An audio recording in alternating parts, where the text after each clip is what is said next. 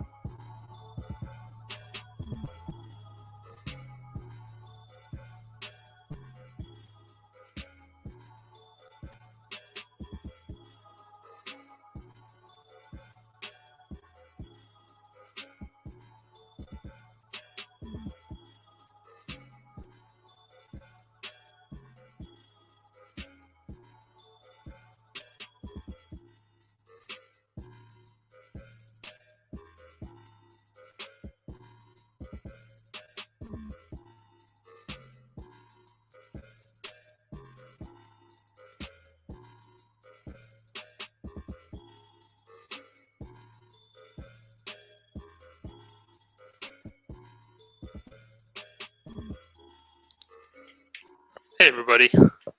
Hello, hello, hello. Hey, I know it's Sunday night, right? You're jamming out to this awesome music, and you're not posting tickers in the chat.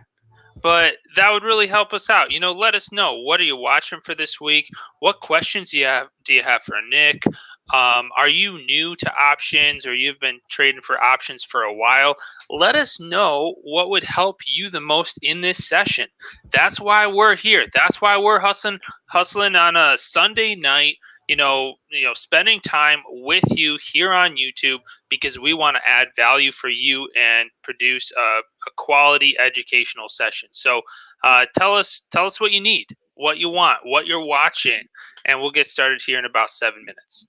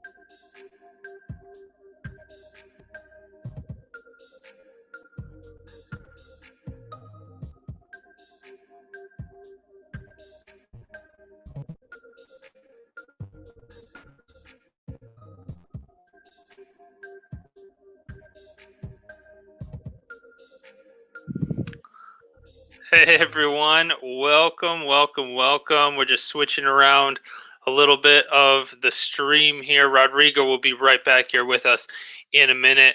And if we haven't met before, my name is Jonathan Mallard. I have been with Benzinga and working on Benzinga Pro for quite a few years now. And it is really my pleasure tonight to bring on Nick Shaheen, our options expert.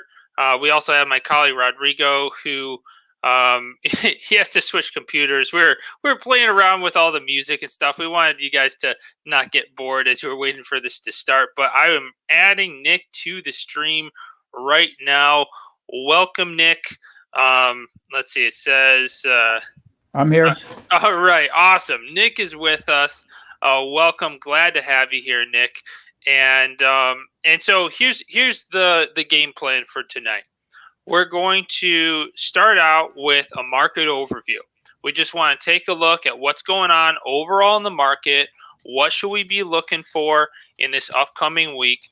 Then we'll have some ticker time, looking over some of those tickers that you guys throw out in the chat. And the title of tonight's session is how to buy and sell puts. So I know there's a lot of beginners in here today. So please let us know if you don't understand anything, and we're here for you. We want you to feel like you have a little taste, something that you can take away today and feel more empowered to trade tomorrow. And we have a whole bunch of other resources coming your way, including those from Nick Shaheen himself. So Nick, do you just want to go ahead and share your screen, and then Sure. Just as you're talking through the markets, it'll be helpful. Yeah, let me go ahead and do that. Sharing screen. Your screen will be much more interesting than my face. So Than your face. All right. I no comment. Okay, so there we go. All right, so you should be looking at the Pro. There we go. Yeah. All right. So this is what I'm looking at right now. I was doing some homework, in fact, answering a few questions in the chat room right here. There were some questions about concepts and some specific tickers, like somebody was worried about NCLH. Grosso modo, the big picture this week is I'm looking for a few specific things. First of all, the scheduled events are Wednesday, I believe we have ADP, which are basically jobs. And Wednesday, we get the jobs from the private sector, which is ADP. And then Friday, we'll get what they call the NFP, the non-farm payroll, which is the government version of it, which includes government jobs. And I don't know if they're in sync or not. My take on the whole thing, it's more sentiment swaying than actual facts, because believe it or not, the process is so bad that they go back and revisit those numbers a year later and revise them big time.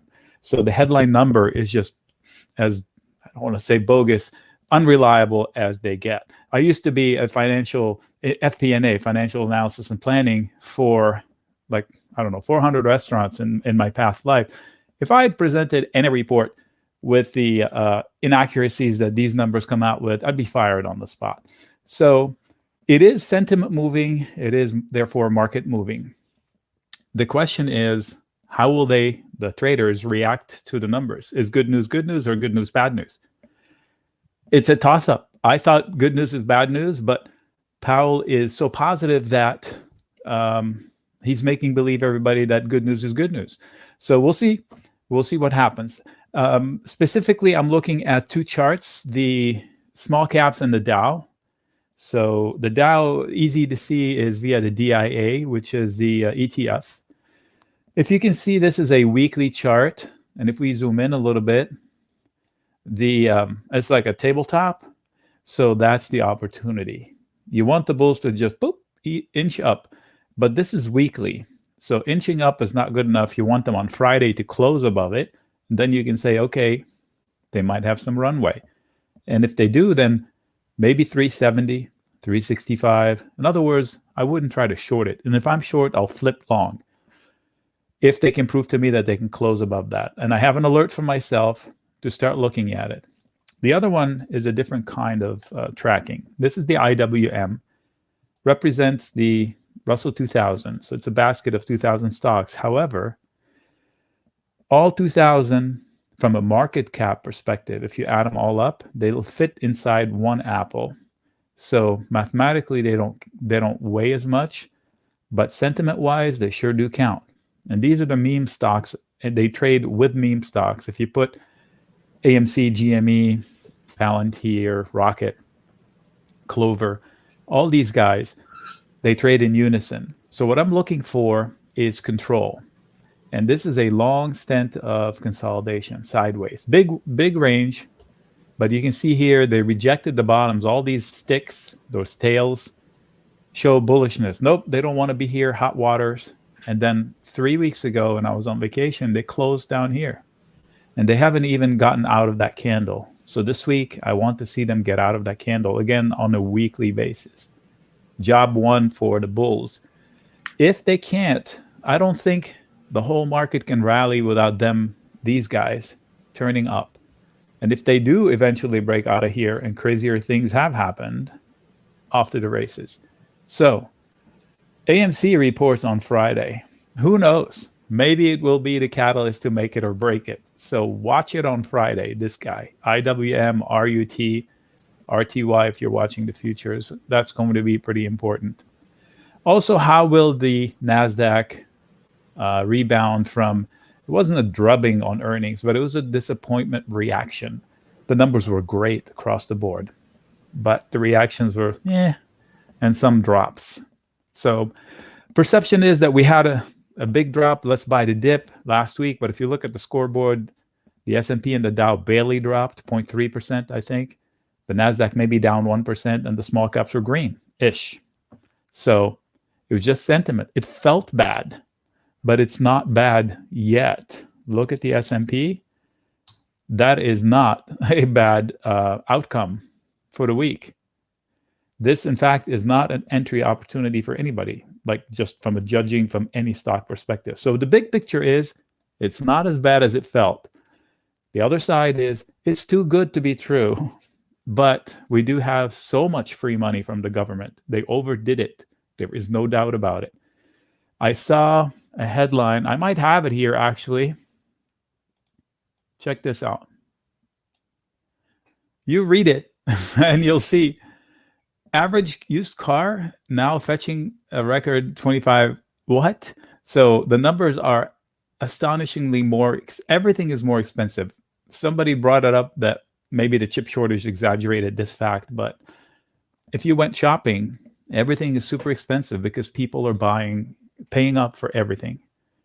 My son bought a pickup 3 months ago. Somebody offered him double for it 2 days ago. He asked, should I sell it? And I was like, hell yeah. So you just made a great trade. So is the sky blue? I mean, go out and do it again. It's a rare pickup. Apparently, it's the holy grail of diesels, but it is nonetheless. He paid $14,500, and somebody offered him $25,000, and he's going to be able to probably get $28,000 for it. So, and the guy is willing to wait. So that just shows that there is a lot of money out there. People are outspending each other, and so it's just too loose. And the Fed keeps saying it's transient. Oh, by the way, did you catch the Fed event? There were like a few words in there. Like somebody asked him, which was pretty clever, what is transient? Please define it for me. I thought I understood what transient meant, but turns out I was wrong. So transient doesn't mean that it's going to go back down. That's literally what the Fed said, Fed Chair Powell. He said it means that basically the rise is transient. So the steep rise is going to abate, not the actual numbers. So if we got to a CPI of 3, I don't know where we're at, but if we got to 3, it's not like it's going to come back down because it's transient. It means it's not going to get to 4. So I thought that was a huge, like, under the rug thing. Like, whoa, I got that wrong. I got that one wrong. So there's a lot going on. Meanwhile, there's a lot we can trade within that whole environment. There are some stocks that have hit bottoms, that have hit pivot points that are tradable, like the Chinese sector, for example, the big tech China companies. But how confident are you in the political outcome? Then it becomes some sort of a gambling trade because of it, even though the fundamentals are good. So there's a lot to be done. And options, luckily allow us to participate with a finite amount of money. Like if I wanted to participate in the upside in the Dow that I just mentioned earlier, this breakout here, I don't have to risk a lot in order to make a lot. The Dow's options are fairly inexpensive. So if somebody wants to participate on the upside, they can buy calls out in September, and they're fairly inexpensive. I say fairly. The risk is, if you get it wrong, you can lose fast too. So they are goosed as far as returns, but if you get them wrong, you can also lose fast. So when I say fairly inexpensive, you can make something for, let me see here, what I say, 355, 365. So I can risk $300 to turn it into $1,000 if I do one contract. That's not too bad.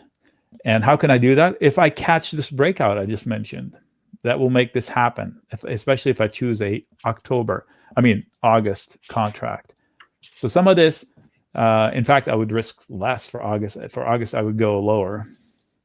So there are things we can do with relatively small amounts of money in order to put a thesis or a trade in play. So notice this is important. I'm not buying and hoping for the breakout. I want to see it unfold and chase it. Or I want to have a specific thesis, like if it falls to here into support, I will bet that the support will hold. Therefore, I will get long with a tight stop, trying to swing it back up to the range, which is what I would do in the IWM down here. In fact, and Nick, could you zoom in on that a little bit in that part of your chart just for our viewers? Yes. So in fact, last week at the very bottom, let me go to the daily chart. Okay, so here in the chat room, I said I'm getting long the IWM here in that day at the bottom. I forgot what day that was, the 19th or something. Maybe here, I don't know. The fact is, we went long. The next day, popped and popped again. And if somebody took that long, they made 300, 350%. I bailed a little earlier than this. I locked a few profits, and then I bailed on everything. And then it ran after that. And right now, it's popping another 10 points. So if somebody did more than I did, if somebody had more courage than I did and stayed long, they would have even more greens today. So these kind of, and my bet was that I was buying a dip into prior support. If you look left, that was the base for the last rally, right? In fact, you can see how it unfolded the same way. It popped. I don't want to move it too fast. It's jittery. From here, it popped to here and faded and then ran high, right? So from here, it popped, faded, and it's running. Let's see what happens. 225, 226 is going to be resistance right here. But it could be going to 230, 235. And if that happens, see my orange dotted lines? That's my trigger to go, let's go. So the thesis was I'm buying support for a trade, not an investment, with a specifically tight stop. And it worked. So I ride it. That's just one. So we had a thesis, more so than a trigger. And it worked. Same with the TLT. It was a thesis from weeks ago, going against the grain. All the experts, Goldman Sachs, JP Morgan, they all were tooting the same horn. I said, I don't get it. I think they're wrong. And we went long the TLT, big win. This week is pivotal. So we'll see. This is a nice trend. We caught a really nice trend. Above here, forget about it. It's gone. So this is a really important candle, but a really tough candle to crack through. They do have higher lows, a very sharp line like the Dow. So this week, I'll be waiting to see what happens with the TLT. I stayed long. I did book everything. I'm playing with house money now, which is what I love. There's no way I can lose. Everything at risk is paid for by profits. Therefore, I don't have to cry over spilled milk. I only say, go, go, go. Let's see how high I can go. And this is going against the grain. And if I'm short banks, I don't do this. And if I wanted to short banks, that's an indirect way of doing it. Why? Because sentiment on Wall Street, that's what they're doing. They trade the banks inversely related to the TLT. They shouldn't, but they do. So I just go with the flow. I don't argue with their logic. I'm waiting to see what happens with the oil stocks you asked about this week. So we talked about two things, the Dow and the small caps. I just added the TLT, and I'm waiting on oil. There are a lot of oil companies reporting. In fact, let me bring it. Okay, so Transocean, Oxy, you can see them, Conoco. So the sector could have like a unison move. I don't know how they're going to react. Marathon right here. The big two already reported, Exxon, Chevron. And let's see what happens here. I will short them again. I've shorted them if you've been a member for a long time. And I shorted Chevron, and then I shorted the USO. I'm pretty close at triggering, reshorting the USO. I have not decided. It's an ETF. It's kind of tricky. The last short I had was at $51. And the way I did it, I just sold the call spread. It's called a bear call spread. Limited exposure. It was almost a 50-50 bet. It was a 60-40 bet in my favor. I collected like, I don't know, 25 cents per contract, and I risked 25 cents thereabouts. So it worked out. It was before this. And then I closed it. And I said I would reopen if they come back here. And here they are. So this week, I may be tempted to reissue it. I don't know. CVX, what I did, I shorted 110 up here. It was under hot water here. And then I booked it, and then I reshorted it, and then I booked it, and I have not reshorted it again. So I'm waiting for them. If they want to pop it up to here, I will reshort it again. Not because it's a bad company. I'm just shorting the price action. And when I say shorting, I don't short the companies outright like people say. I just sell a bear call spread. At times I buy a put or a put spread. Those are gentle ways of shorting a company with very finite risk. That's why I like options, because I can do that. Shorting traditionally opens you to unlimited risk, and that is not what I do.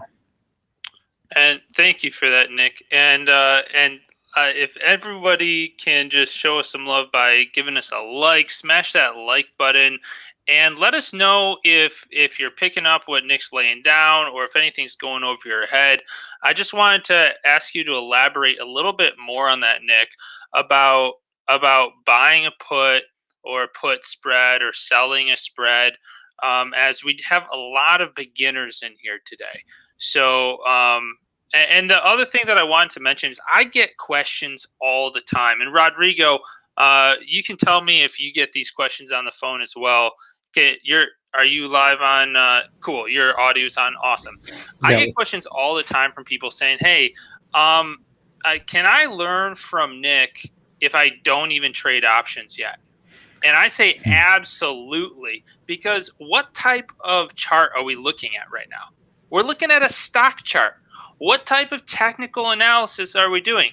We're doing, Nick is doing technical analysis on a stock chart. So of course you can structure the trade differently.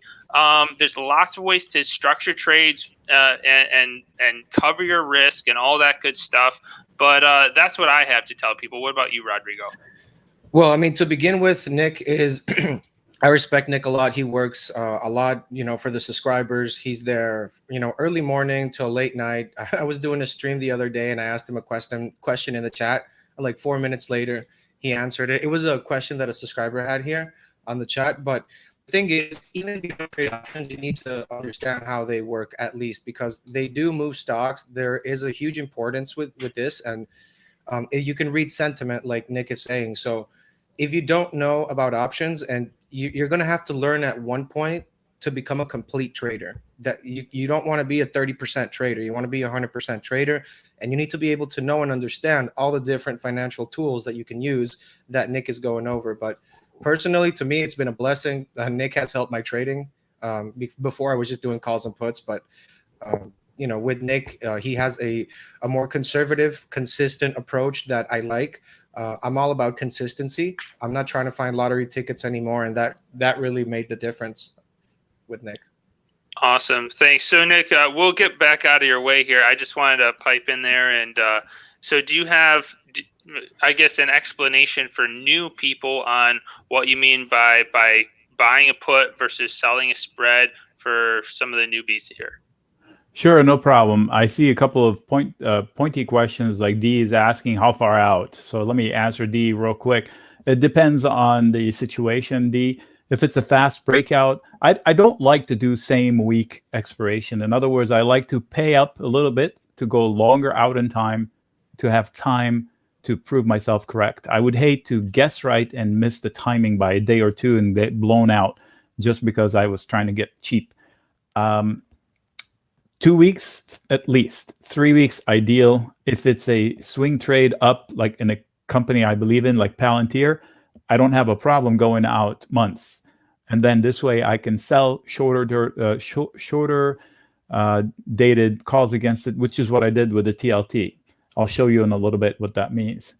Okay. Do I sell a call and buy a put? I'm reading these questions so I know how to speak to the answer that you just asked about. Is that a question? Okay, so I never sell a call naked, not in this environment, Jason, because that means shorting stocks, and I'll explain a little bit. How do I pick strikes? I'll tell you in a little bit. It's all part of the same answer that I'm going to do right now. Let me see. Your calls means you think it's going up. Put thinks it's going down. No, not necessarily, Quentin, but that is the traditional understanding. Quentin's asking if a call means it's going up and a put. No, it depends what you do with the call and it depends what you do with the put. A put, if I buy it, I'm expecting trouble, or I'm actively shorting a company because I want price to fall in order for that put to gain in value. If I sell it, I'm positive on the company. I either want to buy shares lower or I'm just betting the price won't fall there. So it depends what I do with it. Okay, that's why I disagree with these CNBC statements. They are buying the blah, blah, blah, so it's bearish. No, it's not. There's a buyer and a seller for every put that they are, quote, buying. They're not. They're transacting it. One person's buying it. One person's selling it. There's not a shelf of puts. Okay. When you sell, call in the money or out of money, buy a call in the money or out of money. Okay, Jason, that's not a question, but I understand. So, okay. All right, let me jump in, and I'm going to assume that we don't know what a put is and we don't know what a call is, and I'll just define them. And I'm going to go to a familiar company to everybody, which is Apple. And I'm going to go to October. Yep. All right.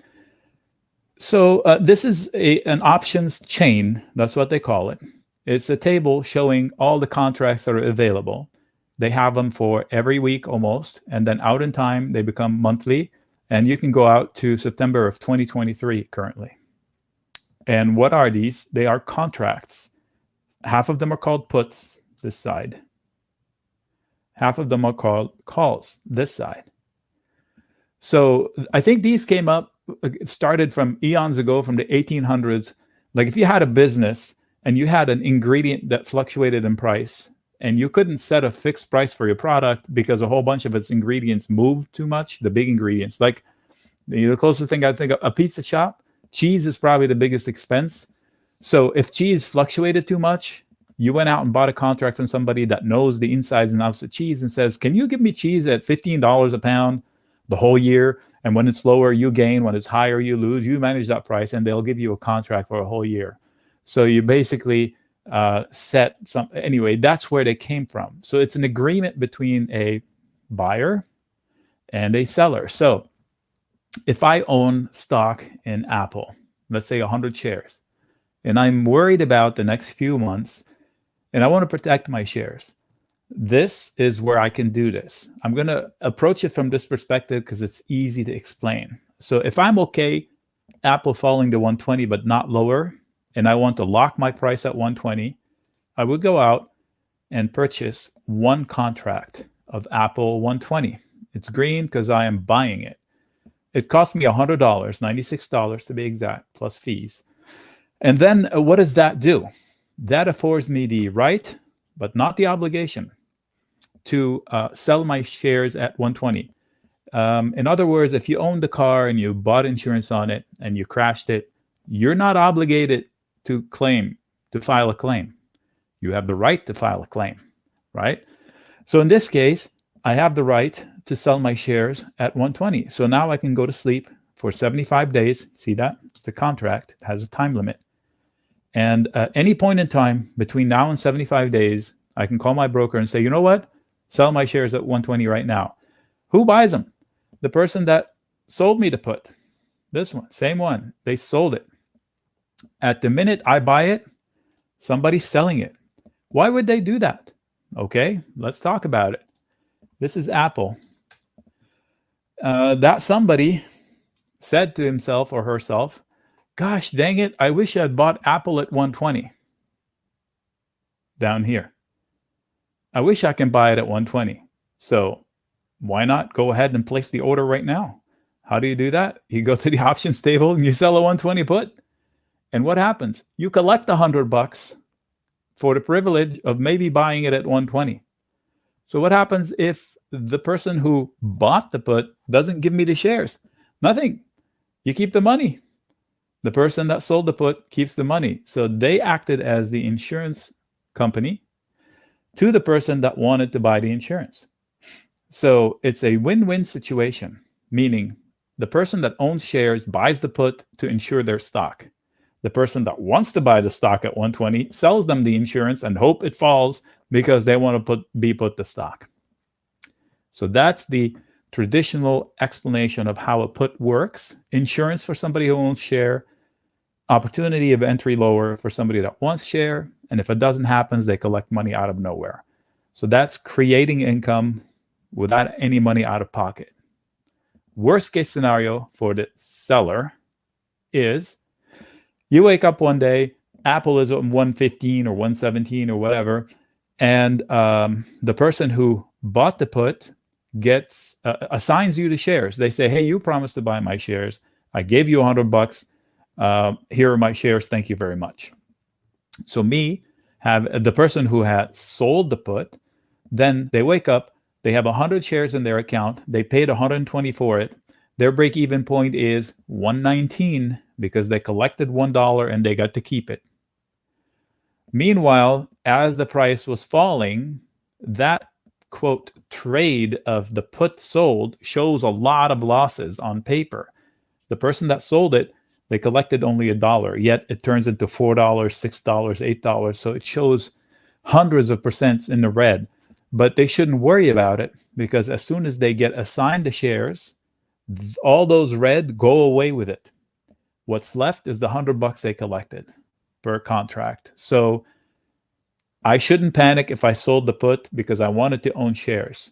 And I just let them give me the shares. If it's a good company, then I shouldn't worry about it. So Thanks. That is the easy way to explain what a put is and what it does. The buyer. Nick, sorry, don't want to interrupt you, Nick. We're getting some questions about the subscription. Just want to let you guys know. Let's focus on the education right now, and let's leave the questions on the subscription until the end. Thank you very much, guys. Okay, question that's from, hey Jason, a question from Bucky Lays. Is there an advantage buying options in the money versus out of money? First, let me define in the money and out of the money. So a put down below current price is out of the money. This put that where price is below it is already in the money. On the call side, it's the opposite. So on the call side, this call is already in the money because price is past it already. Price is 140 something and it's at 130. This call is out of the money. So the question that Bucky had is there an advantage to buying a call out here or buying a call down here? Yes, there is. And the easiest way to explain it in plain, simple English without getting jargon, Wall Street jargon, is when it's in the money, the deeper in the money it is, the more it acts like stock, not options. So options up here are priced purely on hope because price is still below. You need price to go up for something to happen for you to earn the right to do something. I'll explain that in a little bit. Versus here, you're already in the money. You already earned the right. So they act better on bad days. What's a bad day? A stock that fell. So if I own a call out here and the stock falls, say, 3% or 4%, these calls might get a haircut of 30% in overnight. I mean, it's just devastating. But if they were in here Maybe the drop is only 15%. I'm just estimating. They just act better. So that's the answer to you over there. So on the put side, same deal. Nick, really quick, man, just a question here. I saw on the news this weekend that I think the Senate is trying to pass the infrastructure bill this week or something like that. What are your thoughts on that? Because I know you have a lot of trades that are related You related want to this. you want me to talk about politicians in here? No, you don't. Well, my take on it is that this is like, I don't know of how long you've been trading. You remember the Greek deal? We've got a deal. We don't have a deal. We have a deal. We don't have a deal. When Greece fell in trouble, and it was a four-letter word. Basically, we celebrated the Greek deal like 9 times, and then finally they did it, and we celebrated again. We're going to have a relief pop every time the administration comes out and says we have a deal. They've already done that at least twice. Over the weekend, I just read a headline that they have a framework of a deal, or they put the wording together, and now they have to vote on it. So sure, but here's the thing: the news is out. So the deal is relief pop that it didn't fall apart. I wouldn't chase it. In fact, I would fade the relief pop. Like right now, we are popping about 18 points in the S&P futures. This is, I don't know, did they do the debt ceiling thing? That's another thing. That's bigger than the infrastructure deal. So there's going to be a relief pop on Monday if the wheels did not fall off the wagon or if they kick the can. I wouldn't chase them because they don't change the outcome of the future price action. We already knew there was a deal coming. It was just a matter of timing. It's not like it's a new $1 trillion. So that's my opinion on those things. So somebody, the great, is asking, does Max Payne actually affect price action on calls and puts?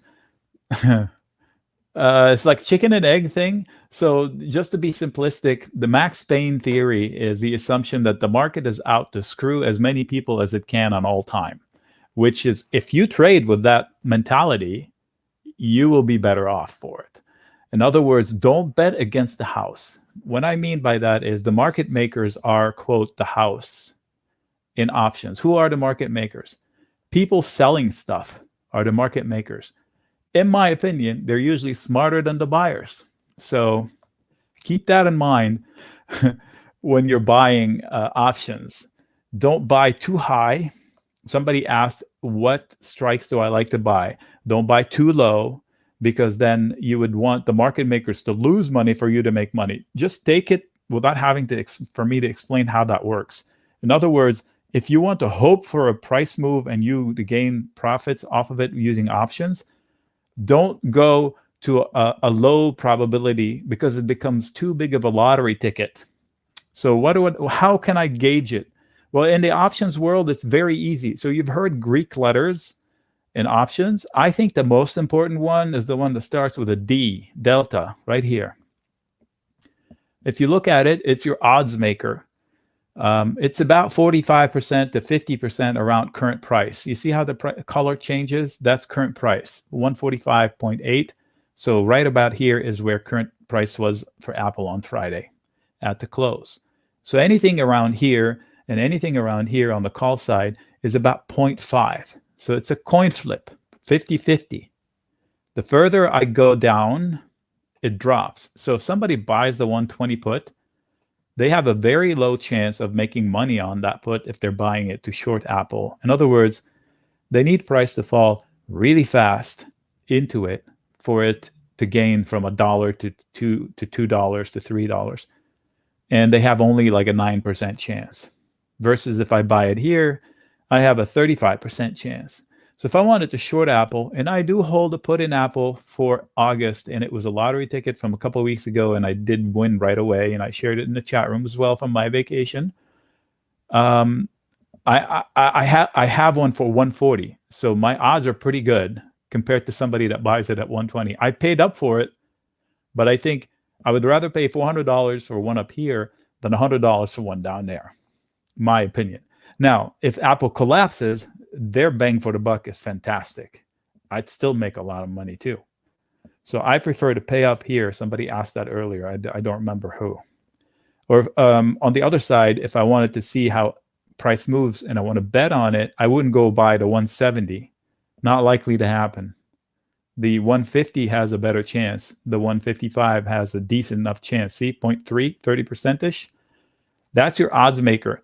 Look at my columns. I don't have many things up here. I usually have mark change, like what happened during the day, the delta, the implied volatility, which I'll explain in a little bit, the volume, and the open interest. I don't know why this is in here. They must have added it new. The volume, a lot of people ask me, what's the difference between the volume and the open interest? The volume is what happened that day. The open interest is what was there the night before. So on Friday morning, we had all these positions. This number does not change throughout the day. It refreshes overnight. This is what happened on Friday. So tomorrow when the market opens, these will be different. These will start from 0. Okay, so maybe this time we will explain the calls, or we want to talk more puts, or what? Let me see. Thought the drop increase is based on the delta. So if the in-the-money contract has a higher delta. I don't know how to pronounce your name, Jithu. I don't know what you're asking. It's pretty wordy, the question. Drop increase is based. Here's the thing: if I own a put and the price of the stock drops, that put gets inflated in value, grows in value in my favor if I bought it. If it's in the money or it's out of the money, it doesn't matter. They're both going to gain. The higher delta means that it's just higher option leg. So this option leg has a much higher delta than this one. They're both going to gain. And we can these are some great questions, and I think we can just continue on with explaining the puts and the calls, and I think Quentin has another question here. But we have reached 100 likes. If I had Luke's air horn, I would use it right now. Bwah, bwah, bwah, bwah. So congratulations, everybody. I want you to get ready right now because I'm about to share a code in the on the banner thing in the front, but only the first 5 people it'll only work for the first 5 people. So this is going to be worth $20 at swag.benzinga.com. So be one of the first 5 people there. We got hoodies, we've got hats, all sorts of stuff. Are you ready for it? 5, 4, 3, 2, 1. There we go. Sell puts all caps at swag.benzinga.com. Oh, so someone actually had it. That's awesome. Swag.benzinga.com for $20 off. We got all sorts of cool stuff there. So check it out.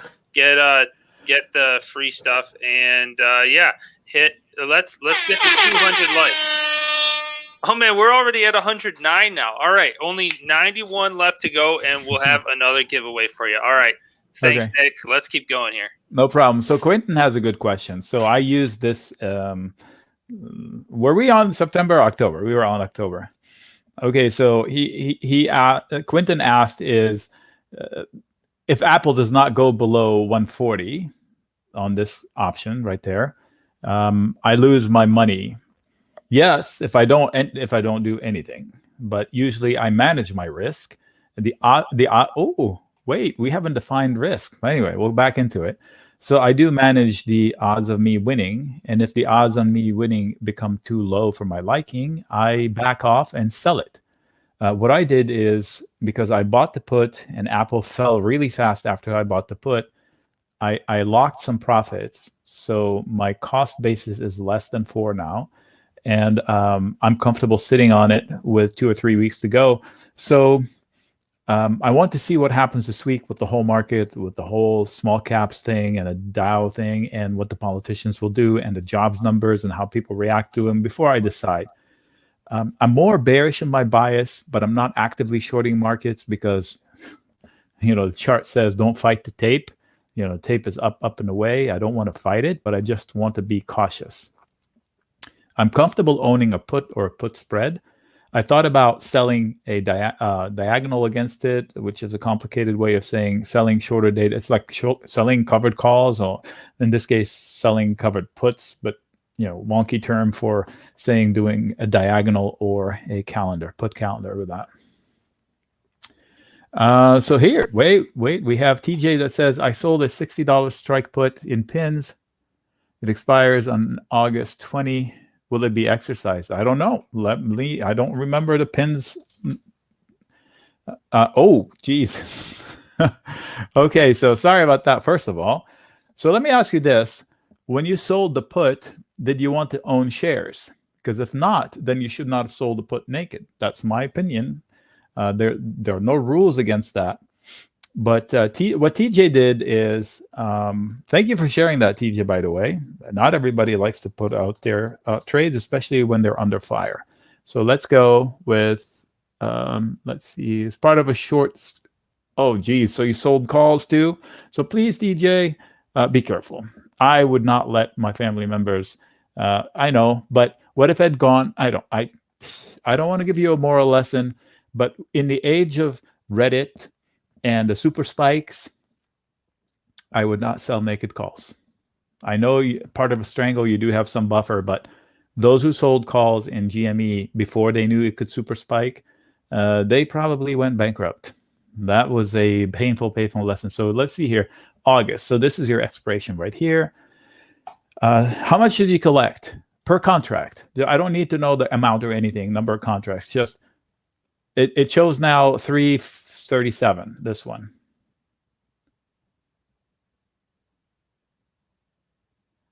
James, I just literally said it was a 16 delta, so you chose the right level. I don't sell naked calls, James. So to answer your question, this puts definitely. Around one. Okay, thank you for that. Okay, so here's what TJ did. Somewhere along the lines, he's decided that he wants to sell puts in pins at 60 before the earnings. And he collected $1 for it, and now it's worth $3.30. So he has a big paper loss on his hands, right?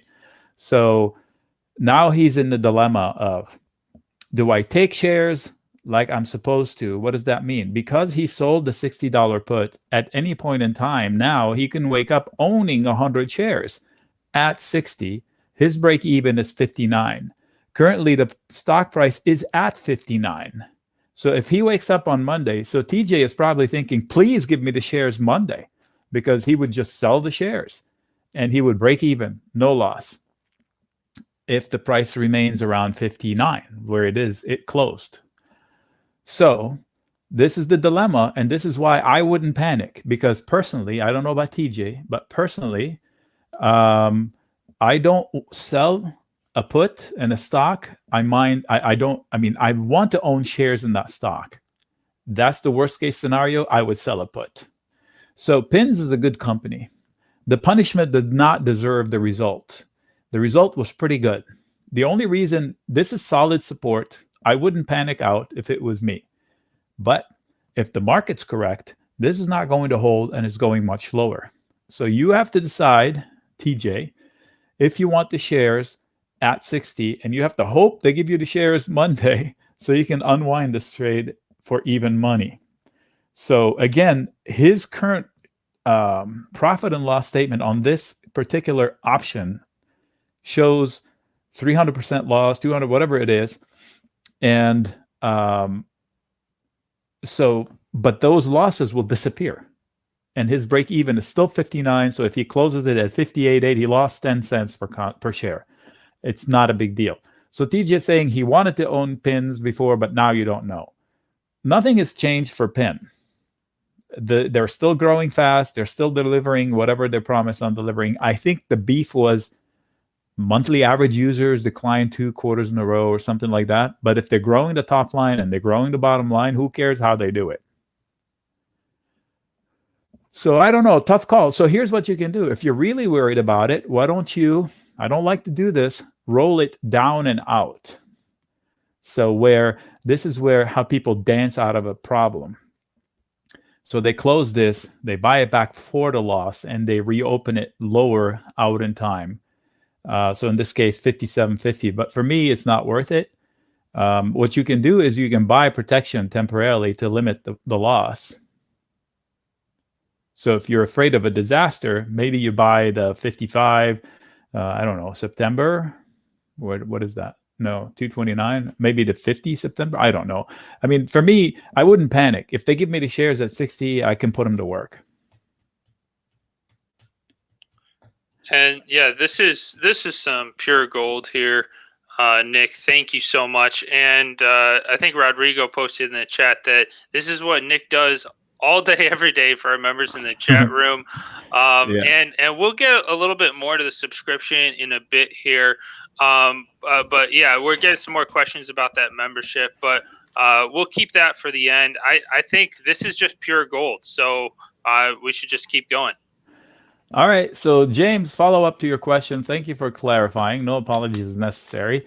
So, James earlier asked me if I prefer, no problem, if I prefer selling calls or selling puts. And I said, I don't sell calls naked because that just leaves me open to unlimited risk. So, James, I'll get you your answer in a second. But let's define what is a call. You know, we defined what is a put. Person buys it to buy protection. The seller that sells it wants to buy the shares. Like TJ wanted to buy the shares at 60, but now he's having second thoughts. So what's the call?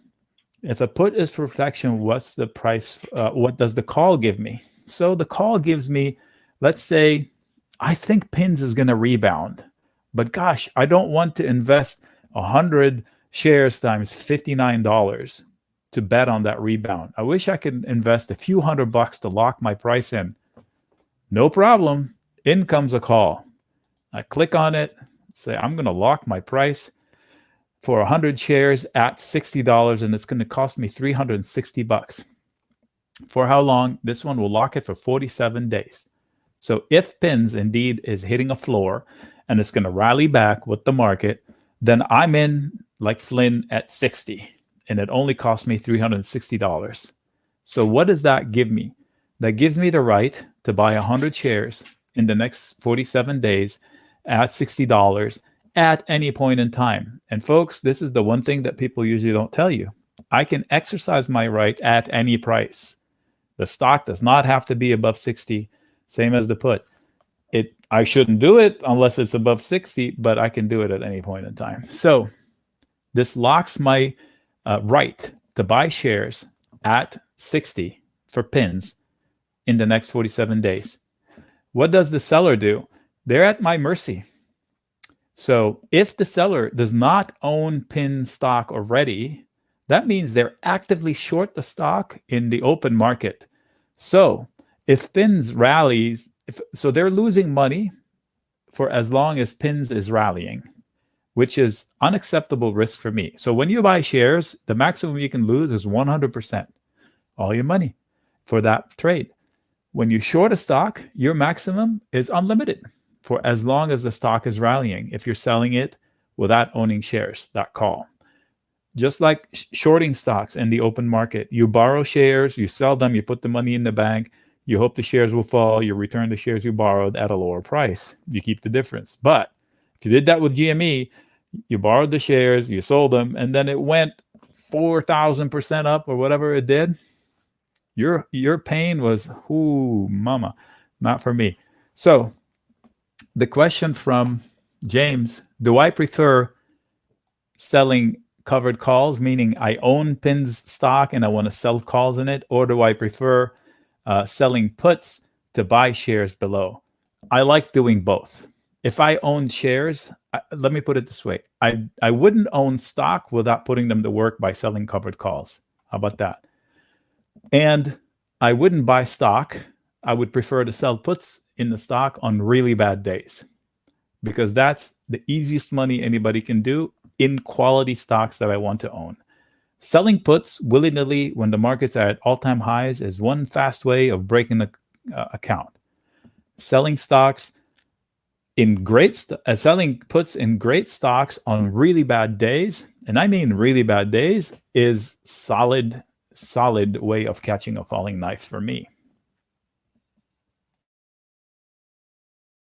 So that was the James question. Nick does, let's see here. Can we talk about theta? Sure. So another fancy term So I mentioned Greeks. Options have Greeks terms. If you go to learn an options class, if you take an options class anywhere, they'll get hung up over what the definition of delta, which and it's convoluted to where they say it's the change in the contract based on the $1 change of the underlying blah blah blah. So how about just saying it's the odds maker? At the money, it's a coin flip. The further from the money you go, your odds drop.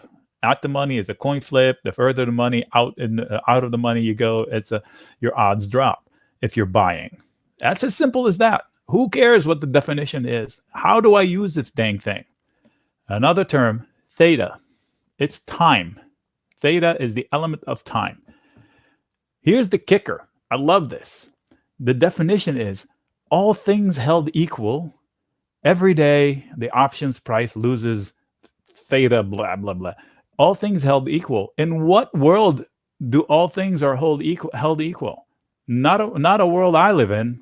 So nothing is ever held equal. All you got to know is if you buy something, you need a move in your direction right away. So that's why I like selling stuff. So let me walk you through it. Let's say I buy a call in any stock. The only way I can win, or if I buy shares in any stock, the only way I can win is if the stock price rallies in my direction. If I buy shares, I don't care when. If I buy calls, I do care when, and that's the theta element. I wanted to do it right now. Depends on which contract I buy. If I buy next week, it's cheap, but for a reason. I only have 5 days for it to happen. Every tick matters. Every time tick matters. If I buy it for September, I'm in better shape, but I'm paying up for it. I still have the sensitivity to time, theta. So people say, well, I bought a leap. A leap is just a term they use for long-term contracts. I don't know if there's a definition of how many months that is, but usually when it ticks, like if I buy a January 22nd, somebody would say, I'm in a leap, even though there's only 7 months left. So I don't know. To me, this is a leap. So they say, I'm in a leap. The leap is still at risk, just like any other one. It just moves a little bit slower on a daily price move. So theta is important when you're buying. So why do I like selling?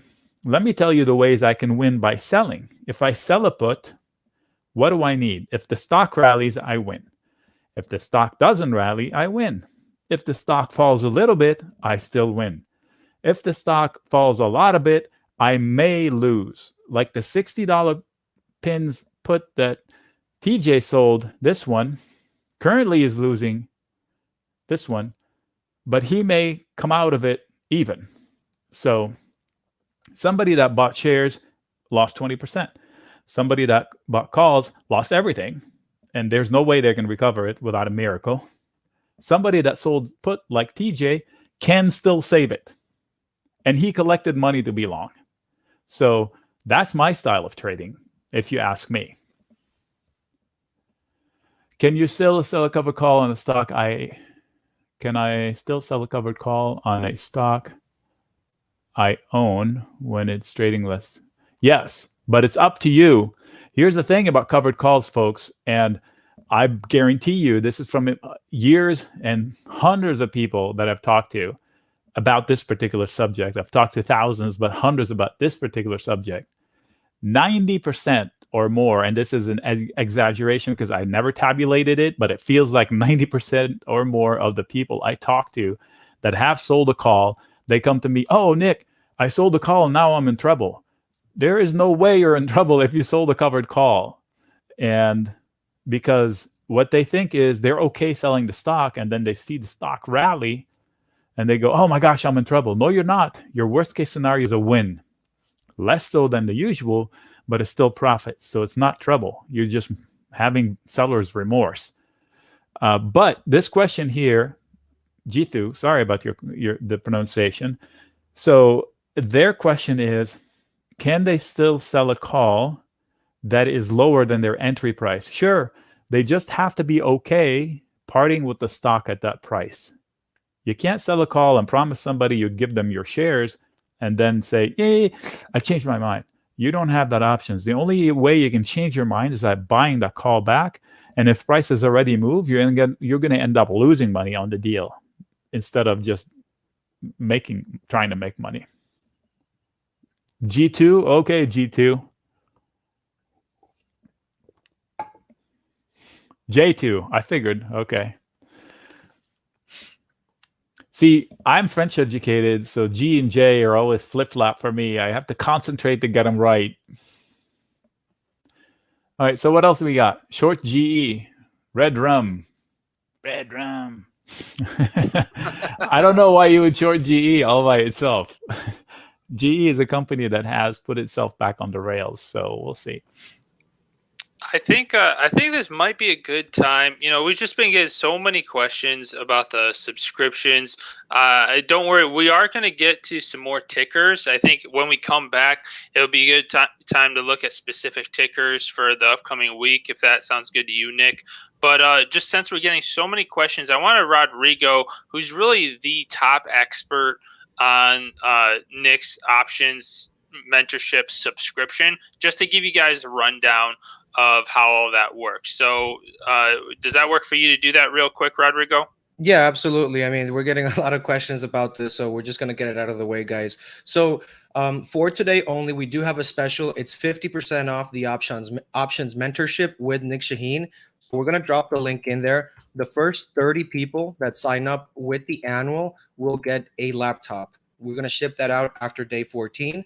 And this is only going to be available for tonight. And that's a 50% off everything. So that means Benzinga Pro, which is top of the line. You're also going to get unusual options activity, which Nick uses a lot as well. And on top of that, you get the inner circle chat room, which is pretty much direct access to Nick. As you can see, TJ was in a bit of a pickle here. Nick basically is trying to help him do damage control at this point. And, it's not just about making money. It's also about not losing money. And that's really why knowing options is just, you have to take it, into consideration, because even if you're just buying stocks, options will help you leverage that. And Nick is the expert when it comes to options. I learned from him. Before I was just doing calls and puts, and really that was just very volatile. So once I started to get with the program, everything started changing, right? Because I'm looking for consistency. I'm not looking for lottery tickets. I'm not looking for that, because that's really how you go bust. I'm looking for consistent gains and a community like Benzinga. Basically, this is a global international community of traders and investors, and we all gather around in the chat room. We have chat member sessions only on the weekends with Nick, where we go over tickers, we get ready for the next week, we talk about strategies. You can get feedback from Nick as well, not just on your good trades, but on your bad trades. So I just wanted to let you guys know, first 30 people will get a laptop on the annual. The link is in the description, and if you have any questions, you can also reach me. I'm going to put my contact information here because I'll be talking to some of you guys anyways tomorrow. And honestly, there's a 14-day money-back guarantee, so there's really nothing you can lose. There's only something you can gain at that point. I've tried a lot of different services, and almost none of them have a 14-day money-back guarantee like Benzinga, and it's because we're confident this is really going to help your trading once you start trading and getting with the program. So I just want to throw that in, guys, and we can continue here with the education. Okay, that's great. Yeah, by the way, Benzinga and I have been working together for over 10 years. And just because I'm comfortable with the guarantees that they provide, and they're comfortable with the content that is in there. And in this case, the chat room is not so much content, but the value of it. So consider it doing this all day, every day at your pace. You want to talk about something, you pop in, it's done. Trading in groups, I would never go back to trading alone. Let's put it that way. I'm in a group every day, and if I didn't have anybody in my group, I do have a personal friend group that I would trade with, because this is just more eyeballs, fewer mistakes. More eyeballs, more opportunities. More eyeballs, bigger watch list. More eyeballs, more opinions. So, like this person just suggested to short GE. I don't know if they were kidding or not. So this is a weekly chart on GE showing the opportunities and what I would do. There's nothing to be done here. Either buy the rip or buy the dip. So if it falls into support, I would buy it to try to swing it up. And if and when they break out of this failing point, chase it, buy the rip into a much bigger, like what were these 2 candles? Actually 4 candles. That's 4 weeks. That's a whole month. So that's the strategy there. Somebody asked about Amazon. Can it retest the 3150? Retest it. Can it? Of course it can. So Amazon falls 40% almost every year. So I remember having people that I've been talking to for years where I've been pounding the table, buy the dip to 805 because CNBC was saying, oh, this report was horrible. Growth fell to 37% instead of 52%, blah, blah, blah, blah, blah. What are you talking about? This company has been delivering 30% growth for a decade. It's allowed to deliver a 27% growth one quarter. No issues there. Now, caveat on Amazon, a few weeks ago, I said it's breaking out on a weekly basis from this top. And if so, then it could go to 4,200. That scenario is not off the table yet, but it's important what happens in the next 2 weeks. You don't want to lose the neckline for too long. It's okay to drop below the neckline, but it's not okay to linger below the neckline. So based on this chart, the machines are buying the trend. So there should be buyers into this level. A dip to 3150, you're asking, is buyable. And if not, the one below it is definitely buyable. This is months of consolidation. That's a strong base for a strong company. Now, can it come down to here? Yes. But that scenario means that the stock market has corrected. It won't do it alone. This is the cream of the crop. This is the cheapest stock of all the FANG. What did Nick say? Amazon cheap? Yes. Let me show you. This number right there. 4 times sales. 4 times sales. So the stock price only gives it credit for 4 years worth of sales. That's 5 times cheaper than Tesla, twice cheaper than Apple. Apple is 2 times more expensive, and it doesn't even grow near as much Amazon grow. How much does Amazon grow? 180 billion, 440 billion.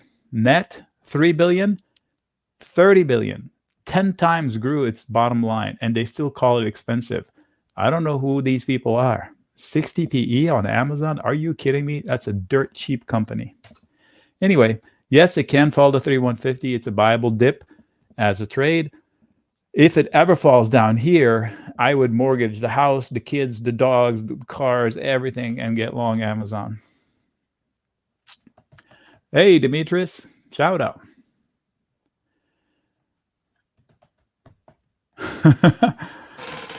Okay, so are we going to discuss volatility today? From what perspective? Okay, we can discuss volatility of options or selling puts for income, what strike price is better considering a monthly time frame. Give me a ticker, Abelardo. So, volatility. So there's overall volatility, which is, you've probably heard of it as the VIX, the fear volatility, the fear index, the volatility index.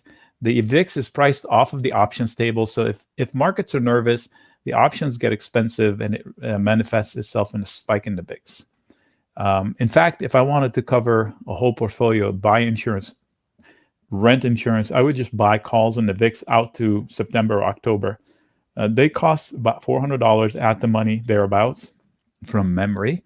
And if the stock market crashes, I make a crap ton of money. I'm not looking to profit. I'm not looking to cover my entire portfolio.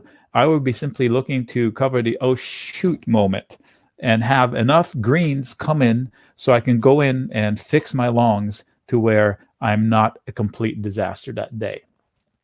So that's the overall volatility. So if I wanted to throw a net over my entire. And guess what, folks? It can be free insurance. What do I mean? Okay, I'll show you what I mean.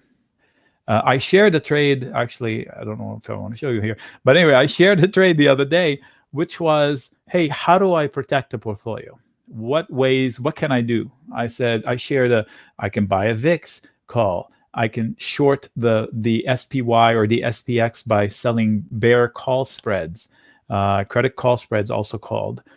I can buy put spreads in the SPY very simply. They cost $2. They give me $8 worth of profit potential if the SPY crashes 10 points or 15 points.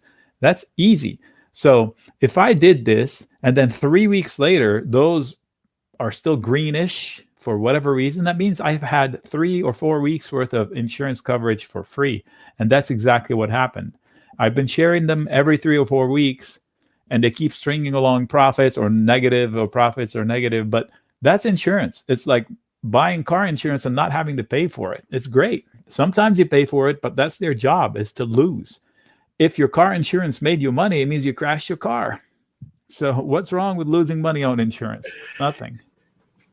Hey, just want to take a moment here to thank all these new members. Thank you for joining, guys. Demetrius, welcome to the family. Crystal, welcome to the family. Scott, Lisa, Rob, Chris, Alcoris, Rudy, all you guys, welcome to the family. You're going to love this. Welcome to the community, guys. Oh my God. Let's go. And so I think that means it looks like we only have 25 laptops left. So there's 25 out of those 30 laptops. So yeah, don't hesitate, because they probably won't be left tomorrow morning. So yeah.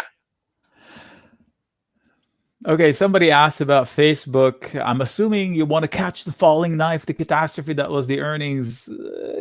Really? It's not even a blink. So this is the daily chart. Great company. This is the weekly chart.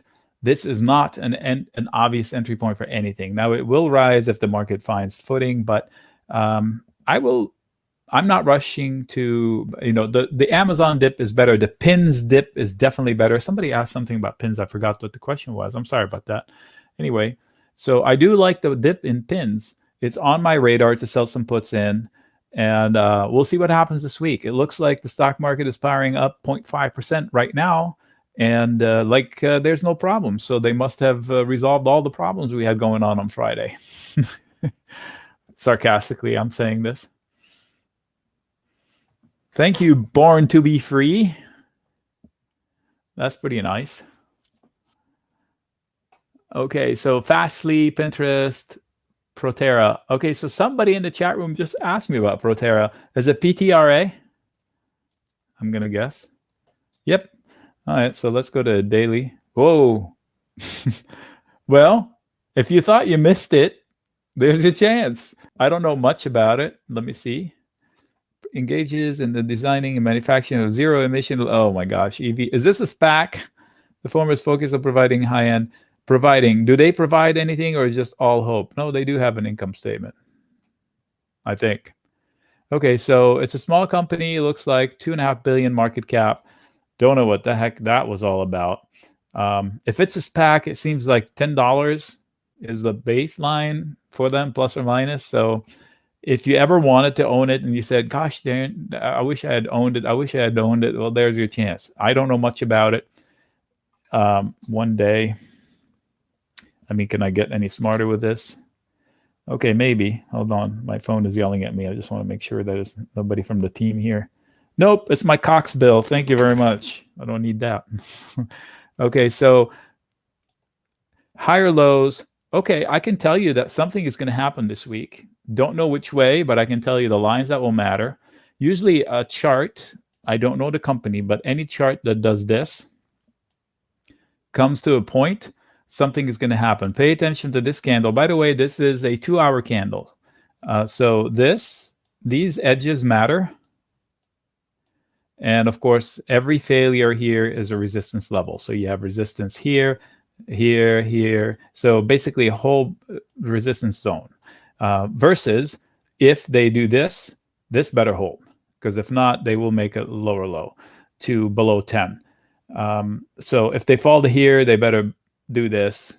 and then try. It's okay to do this. Then you'll have a double bottom. So when you have a falling knife, don't fall for upticks. They get sold. Look, the machines will sell the upticks until you see a clear bottom forming. Look, here they tried to form a bottom. Here they couldn't. They're trying to form a bottom. Could they? Will they? So see if it drops. I wouldn't buy the dip, but buy this before I see what happens and anticipate a bottom. I would want to see the bottom before I catch the falling knife. I want to see this, and then they start doing higher lows. Lower highs is still okay, but as long as I don't see lower lows. Having said that, that's the trading aspect versus the thesis aspect where, hey, I know Proterra inside and out. Somebody saying that, not me, because I don't know it. And I believe in it, and this dip is a gift. I'm going to go long for the long term. Then that's a different thing. That's a thesis that's totally viable. Somebody can have that opinion. It's their research versus the actual price action. So this is the exciting part. How do I do it? I would buy shares, because then, first of all, they're $10 or $11. Then time is not a factor. However, I don't know. I've never looked at it. So it's not very liquid, I can tell. A lot of people are expecting a move soon. Does it have earnings coming up? Yep. What? Wait, they just had earnings. What's this earnings for? Anyway, so confusing. Do your homework. So if it was me, I would go out to November and buy the $10 calls. They're at the money / in the money. They have the opportunity to become $6 if it rallies big time, for example. I'm estimating. I don't know what they'll be. Or I would sell the put if I wanted to buy shares. Like if somebody said, I want to buy shares at 11, I'll say, why don't we sell the put at 10? So my break-even point would be 8.7. So why risk my money at 11 if I can break even at 8.7? But you're saying, what if it falls? But you're wanting to buy the stock now. If I sell it, the put at 10, I break even way lower than you do if you bought the stock outright. So selling a put is safer than buying the shares in this instant. Nothing is ever safe, safer. So consider the possibility of you buying the shares for 11, them falling to, what did I say? 8.7. So, okay, so them falling to 8.7, you would be down 21% when I break even on selling the puts at 10. So that's how it's safer.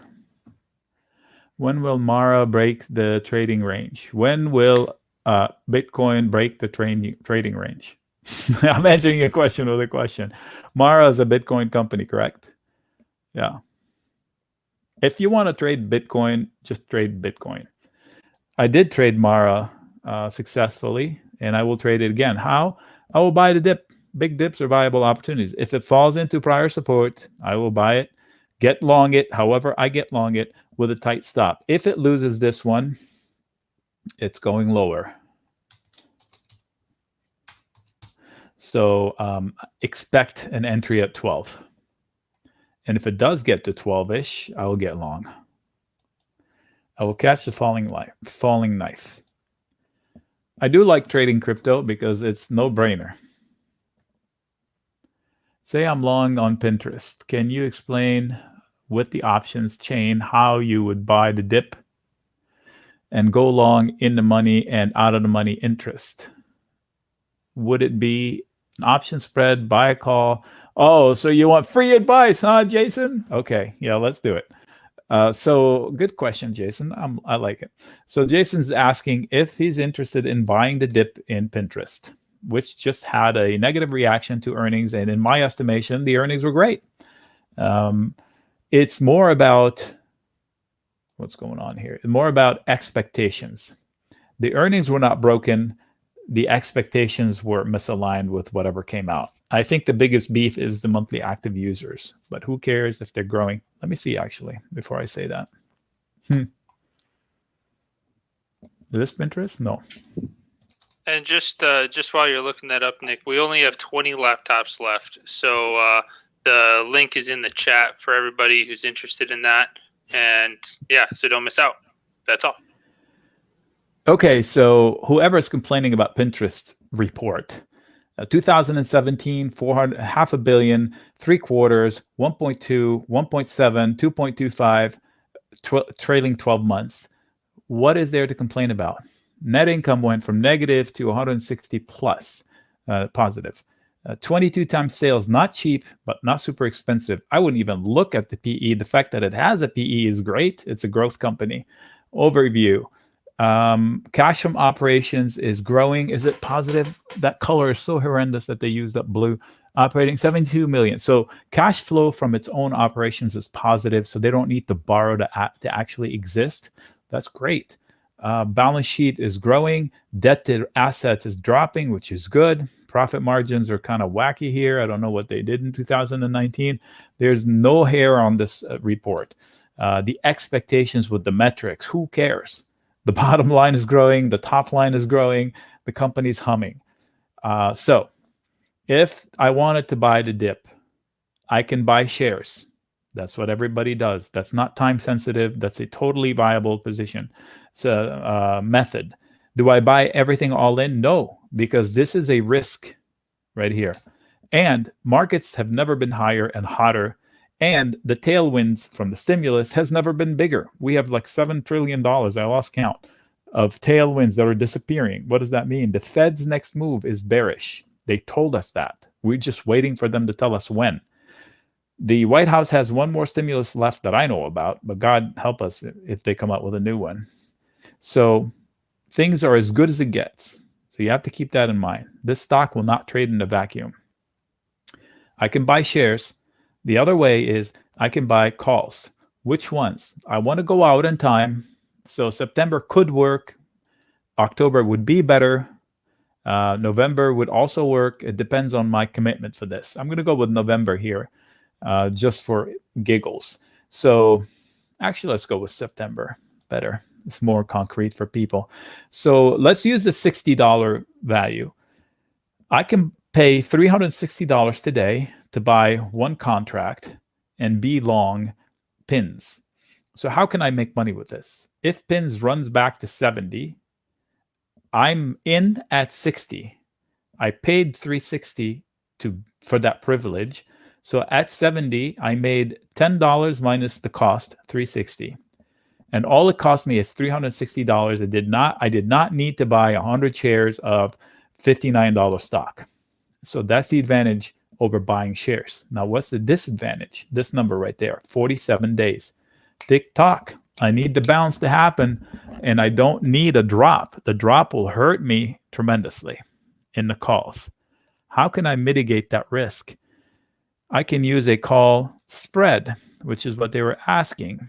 What does that mean? So I buy a call, I spend $360, but I sell a call to collect money, one. So now I'm only spending $250 instead of $360. So what's the disadvantage of doing that? So now I've capped my potential revenue, profit. If it rallies $10 or more, the maximum I can make is $10 because I'm in at 60, I'm out at 70. And I paid $250 for that. So $750 is my net profit. That's not too bad. I turned $250 into $1,000. That's not so bad. So what's the advantage of doing that? The disadvantage is clearly I'm capping my profits. I'm gaining slower, but I'm also losing slower. So on a bad day, if I did this alone, it'd be very painful. I could be down 30% in one day. I could be forced to stop out. On a bad day, if I did this one and that one, my losses are smaller in absolute terms, and they get materialized slower. So it's a hedged trade. Literally, I'm spreading the risk. This is a debit call spread. That's a call naked. That's a call spread. Buy one, sell one. Buy one, sell one. If I flip them, now I'm shorting the company with a bear call spread. I wouldn't do that now. Thanks, Nick. I don't know what your timeline is like, but in the past we've wrapped up. You had to leave around 9:30 in the past, and we just wanted to make sure we got to whatever tickers you want to cover before you have to leave today. So I just want to respect your time. Okay, so I'm here for their tickers. So All right. somebody just asked about Square. The question is it a good short? I think. Where's the question? Do you think Square will be a good short tomorrow? Because they paid a ton to acquire Afterpay. So Square had a headline that they paid, I don't know, 15 billion, whatever it is, billion to buy Afterpay. Listen to me, the great. This is a whacked out market. The old school ways of the buying company falls and the bought company spikes is no longer applicable. I couldn't even guess what happens tomorrow from that headline. If it dips, buy the dip. I am short Square as a remnant part of an old Iron Condor. So I have room. So we'll see. I'm short at 260. We'll see how that plays out for me.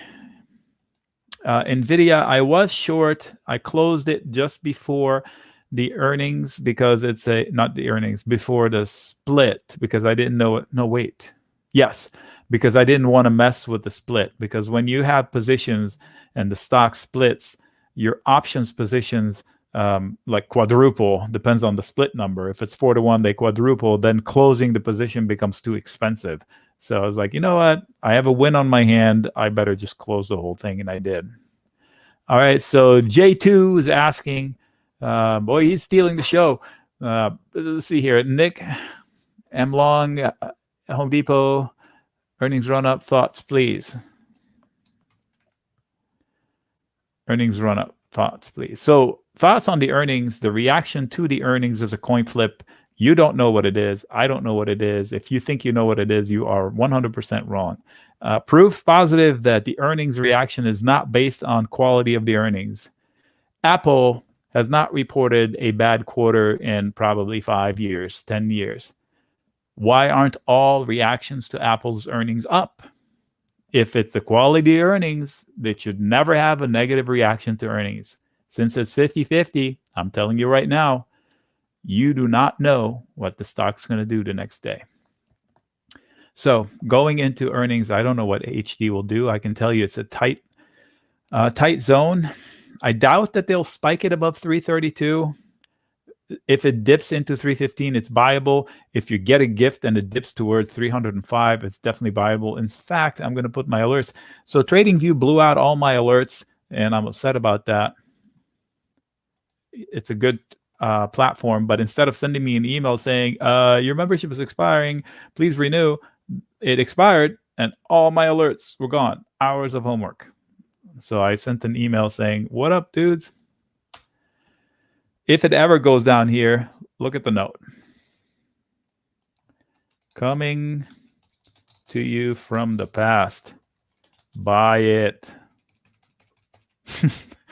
Because if price is down here, it means there's some sort of a huge debacle in the market. Nobody will have the courage to do anything long. I'm forcing myself from the past to talk to my future self to buy it. TTD. Okay, Joel, you're asking me about the earnings at the coin flip. I think the Delta headlines are just noise right now. I don't know how Ocugen and Delta relate. Biopharmaceutical company engages in the development and commercialization of therapies, cure eye diseases. So not sure how the Delta variant comes into play here. It has a good base. If it loses its base, it's going to here, and it has the resistance all throughout. Looks like it could be a Reddit stock, so don't be short. TTD. It split recently, right? Which makes it more attainable. I don't know how liquid the options are. This is not an obvious point of entry. If it breaks through 86, and more importantly through 92, it can have a really big breakout. Until then, I would book profits up here, and more importantly, it would go by the way of markets. However, I do see the earnings here, so please know that if you have short-term risk on TTD, it's binary this week. Buy the dip. I have an alert here. I'll probably buy the dip here too. I want to see it. And if it comes down to here, like Pinterest, I would definitely get long from the future self, from the old self. Get long.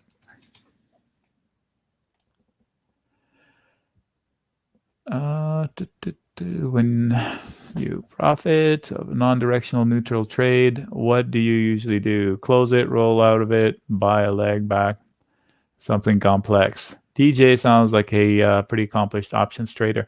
When you profit on okay, so he's asking, what do I do with my sold iron condors, basically, I think. I don't usually let them die for maximum gains. In other words, I do leave money on the table. I buy back risk if it's cheap. I did it last week. I did it the week before that. I will always do it because I've been in situations where cheap risk turned into like, gosh, dang it, I wish I had closed it. So I hate losing more than leaving money on the table. So I pay up. Do you take any different options buying approaches on ETFs? Not sure I understand. Maybe I prefer trading the SPX because it's cash settled index. There's no early assignment or any bunk with ex-dip days, in the money sold calls, blah, blah, blah. So SPX, you make the bet. When it expires, they draw the line. They settle the bet back at the house with math. That's my preference. UPS will break above 190. Let's look. Okay, so last week they asked me if it was a buyable dip. I said I'm not compelled to because there's still this. You don't build a house on top of air. Eventually the machines would want to close it. This is the value area down here from a volume profile. Look left, you'll know what I'm talking about. These yellow mountains. There's not much volume up here. It didn't have time to mature.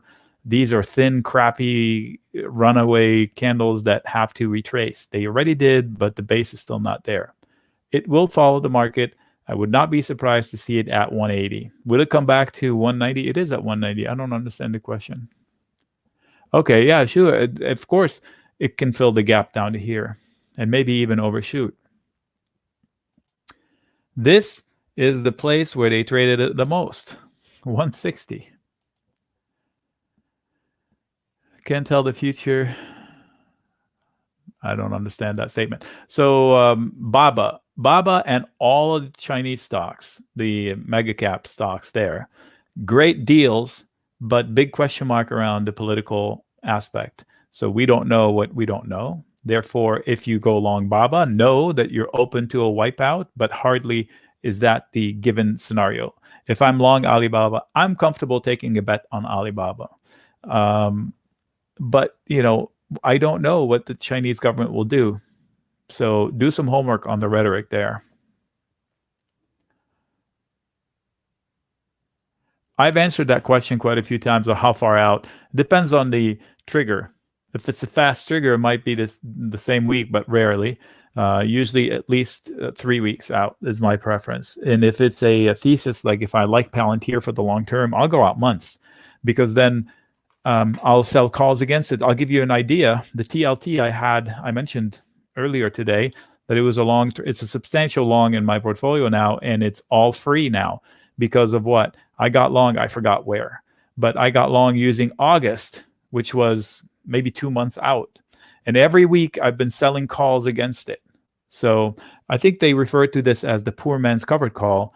I just call it a diagonal. I don't know why they call it poor man covered call. So if I own a call out in August at 150 for the TLT, I can sell at 150 calls closer in time or higher. So I've been selling. In fact, the first call I sold against it was 147. So I created risk. It's almost like a credit call spread, but a credit diagonal spread, if you know what that means.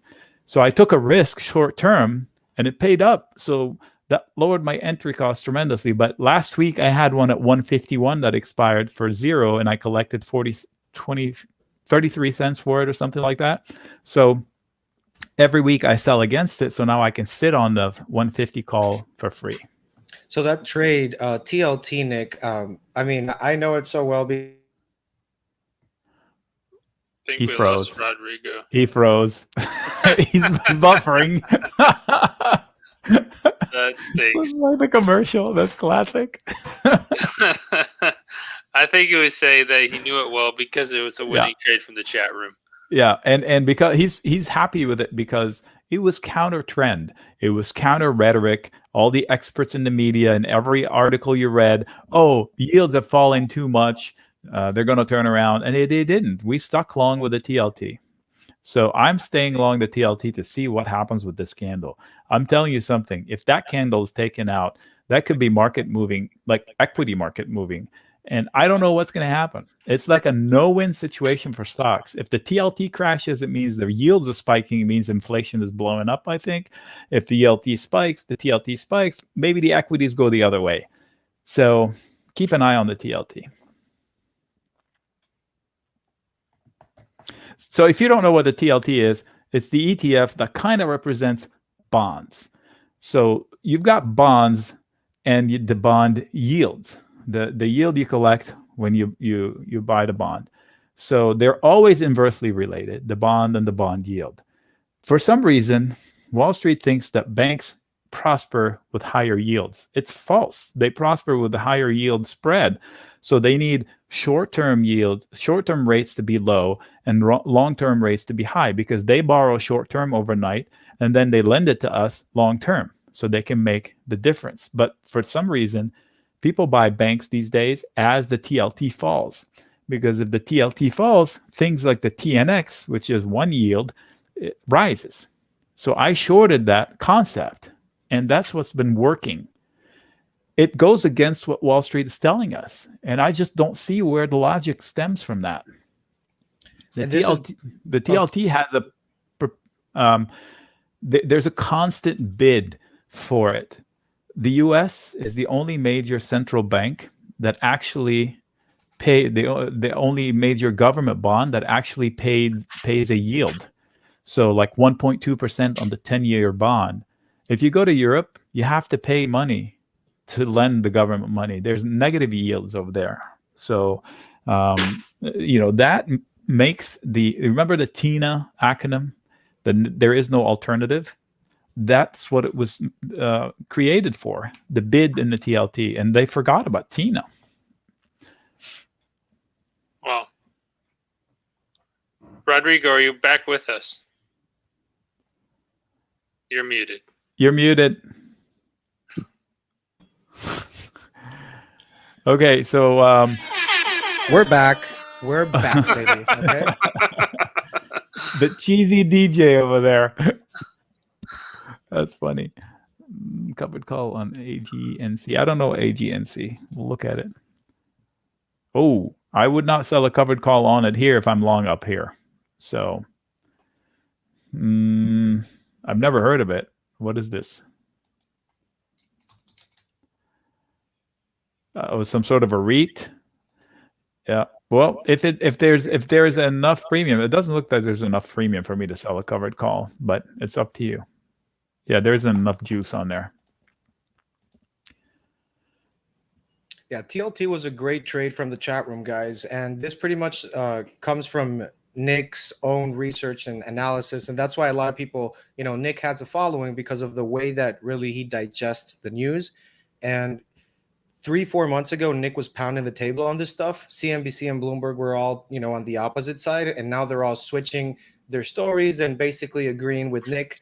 So I have a theory that they're just listening to our podcast here with Nick. Yeah. Maybe they're members, lurkers. Yeah, that's only one of the trades, guys. GLD is another one. Thing is that really with Nick, it's like, I don't even know how to explain it in terms that to not make it complicated. Nick just knows what he's doing. His charting is top of the line. The way that he digests the news to me has helped me because he doesn't put a twist on it. He gets the facts. Just like, in Benzinga Pro, you get just the news. There's no twist or no spin. So what we forgot to mention, Rodrigo, sorry to interrupt, but along what you're saying, in the chat room, every morning before the market opens, you will get 5 charts like this for the day. And I'll label it and I'll say, here's my plan for today. This would be my plan, for example, for support zone, resistance zone. Just for today, this is a short-term 1-hour chart telling people what I expect. First of all, the breakout that I was tracking, this is the SPY. From here, I said 446 could be the target. So we're on our way. So Monday, when we open, they're going to be challenging these levels up here. And what, it's resistance. So I wouldn't chase into the resistance. I would chase the breakout. And then when things fall, I can expect to know where support is. So I would have a plan. So on Monday, if I see prices falling into 432, I don't start panicking. That's the place where I'm going to start finding some buyers. So I'll see what happens. And if it gets to here, same deal. So it's like a roadmap. And I'll do this for the IWM, for the QQQ, and for the futures traders. I provide the E-minis for the ES and the NQ, the NASDAQ. And then I'll have a blurb as to what I'm looking for today, like big picture, either an event or something along the lines of small caps, big caps, whatever. And this chart, no, not that one, this one, kind of saying, look out for this, look out for that. So this is the stuff that's that you will find in here every morning. Awesome. And guys, don't go away, because Rodrigo and I are going to dig into the actual mechanics of the chat room and everything else with the subscription and the membership there. But just with all of the newer traders that we have in here, Nick, and of course we have more experienced traders as well watching right now. What's the golden nugget that you want to leave with them today? Out of everything that we've talked about today, what's a nugget of wisdom that you want to leave with everybody? I'll go to an acronym that applies to any style of trading. NTNT. So if you don't have a specific trigger, so if you don't have no trigger, you shouldn't have a trade. If you don't know why you're buying a stock, if you don't know why you're selling a stock, if you don't know why you're buying a call, if you don't know why you're selling a put, then you shouldn't do it. Also, it stands for no thesis, no trade. And by the way, folks, I think the stock will go up is not a thesis.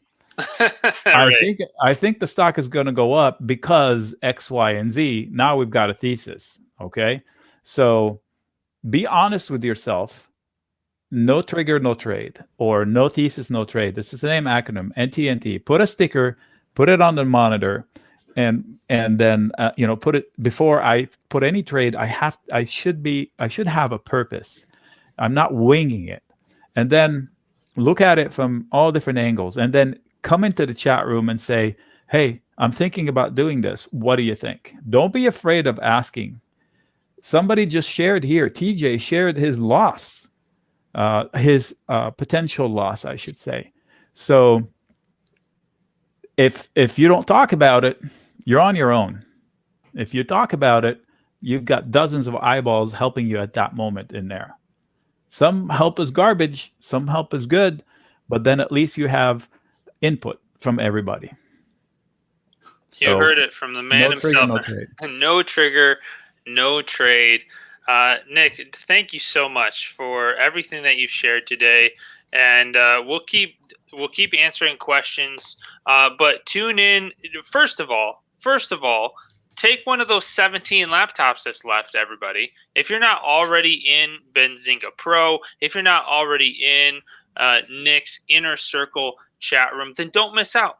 We've got 17 left. It's already a fantastic deal, half off, plus you get a free laptop. So, Nick, you're going to be in there, dark and early tomorrow morning, right? Yep, dark o'clock. I'll be up every day. 4:15, 4:10 is when my day starts. And right now, I'm going to spend about a few minutes to answer some of these questions of the newer members to see where they can find the resources that we have in here. So, awesome. So yeah, everybody, just do it right now. Just do it. And then Nick will still be here and be available to answer your questions in the chat. So thank you, Nick. As always, we look forward to having you on again next week. Absolutely. Looking forward to it. I appreciate the opportunity. Thanks for the question, guys and girls. Thank you. Later. Shout out, Nick. Hey. All right, let's give Nick a round of applause. Yeah. Everybody in the chat. All right. Have a great night, Nick. Good stuff, man. It's really, I mean, doing these kinds of educational sessions Jonathan, is really what keeps me going. Talking to the subscribers here, helping them get the education. Ultimately, I was on the other side at one point when I started trading. I was doing public chat rooms, and eventually I found out that those were all fake profiles and bots, and it was just like scheming, pump and dumps. So, learn the hard way. I wish I wouldn't have had to learn that way, but I did not have the education. And we have to admit it, right? We can't just try to wing these things. If you're trying to be a doctor or a lawyer, you don't just walk into the ER and start, doing surgery, brain surgery on people. You have to get education, you have to get licensed and all that stuff. With trading, there's a reason why they want you to trade without education. And I'm talking about the big banks. There's a reason why they don't want you to get the education, because they make money off of you, period. So you have to educate yourself. The game's already tilted against you, right? The big money always knows where things are going to go eventually. Retail traders are ultimately the ones that are left holding the bag. So what can we do to change this, right? We at Benzinga are all about empowering the community, and we're talking about the retail trading community. We're international, and I talk to people every day from all over the world: Canada, Mexico, Ireland, Africa, Russia. I mean, you name it. Traders are global. We are a community of traders that is focused on one thing, right? Ultimately make money and learn. So the education is hard to get because it's super like tainted. You really need to go out of your way to learn these things, and this is why we're here. This is why we're giving you the education on top of a 50% discount that is valid until midnight, and a laptop. So if you have never taken any sort of education in trading and you're down 40K or 100K, like I have those calls every day. I spoke with someone like last week. They told me they're down 140 grand. They don't know what they're doing wrong. They've never had any education. So it doesn't matter how long you've been trading. If you're in the red, deep in the red, and you've been on the red all this time, then you got to change something. You can't keep doing what you're doing and expect things to change if nothing's changing, right? There's still no research. There's just nothing there, and it's hard for us to see it. But Nick has trained eyeballs, meaning he knows how to read charts very well. And, the man works. You're seeing him right on a Sunday and back in the chat room. So we do this for you guys, and we really just want to help you guys, get to where you want to be in trading. That's really why the education is important. From what I'm thinking, Jonathan. Yeah, there was a good question here from Nasty Nate asking, are the charts in the Benzinga options inner circle? Yeah, just to answer that for you, on the left side of your screen here, this is the options inner circle chat. And as you can see, Nick is answering questions here. This is also where he posts those daily and weekly trade plans. So you can see here he's talking about a specific company. He posts his chart, and then, of course, with the drawings on the charts as well. And you can ask Nick about any ticker throughout the week. You don't have to wait for a free session like this, although this was great. He's answering those every day, every night, on the weekends. Plus, you have access to all these other traders that are as committed to trading as you are. So just wanted to point out here in the actual platform that this is how he posts his content. That's the power of the community, okay? The community. That's why we are here for you guys. Weekends, weekdays, questions that you guys have. Nick just goes out of his way. I mean, it's seeing him go above and beyond for you guys. Like, I remember the other time there were a bunch of people asking about these Chinese stocks like Didi, Baidu, Baba, all that stuff. And, these things have been just doing horribly lately, right? China cracking down on their own company. So, like, they've just been tanking. So Nick, said, I wouldn't trade it, guys. But since a lot of you, everybody's asking about it, he made a 20-minute video explanation in the chat on how he's going to make that trade. And guess what? Chat members banked. I banked on that trade, Nick. I mean, it goes without saying. And everybody that's in the chat room that's working with Nick and trading alongside him, because if you're new, the education is important, and understanding really the logistics of options is number one. But if you're advanced already, you're trading right next to a mentor, right? You're trading with somebody that knows his stuff with options. And even if you're down on a trade, he will be able to, do damage control. So, there's a couple questions here, guys. Nasty Nate. Okay, we got to Nasty Nate already. Jose Fonseca. How's the mobile platform for those?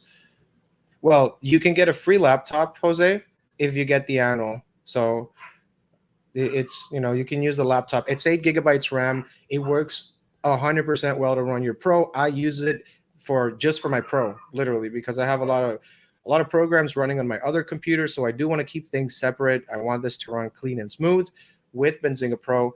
So yeah, you'll be able to use that laptop for it.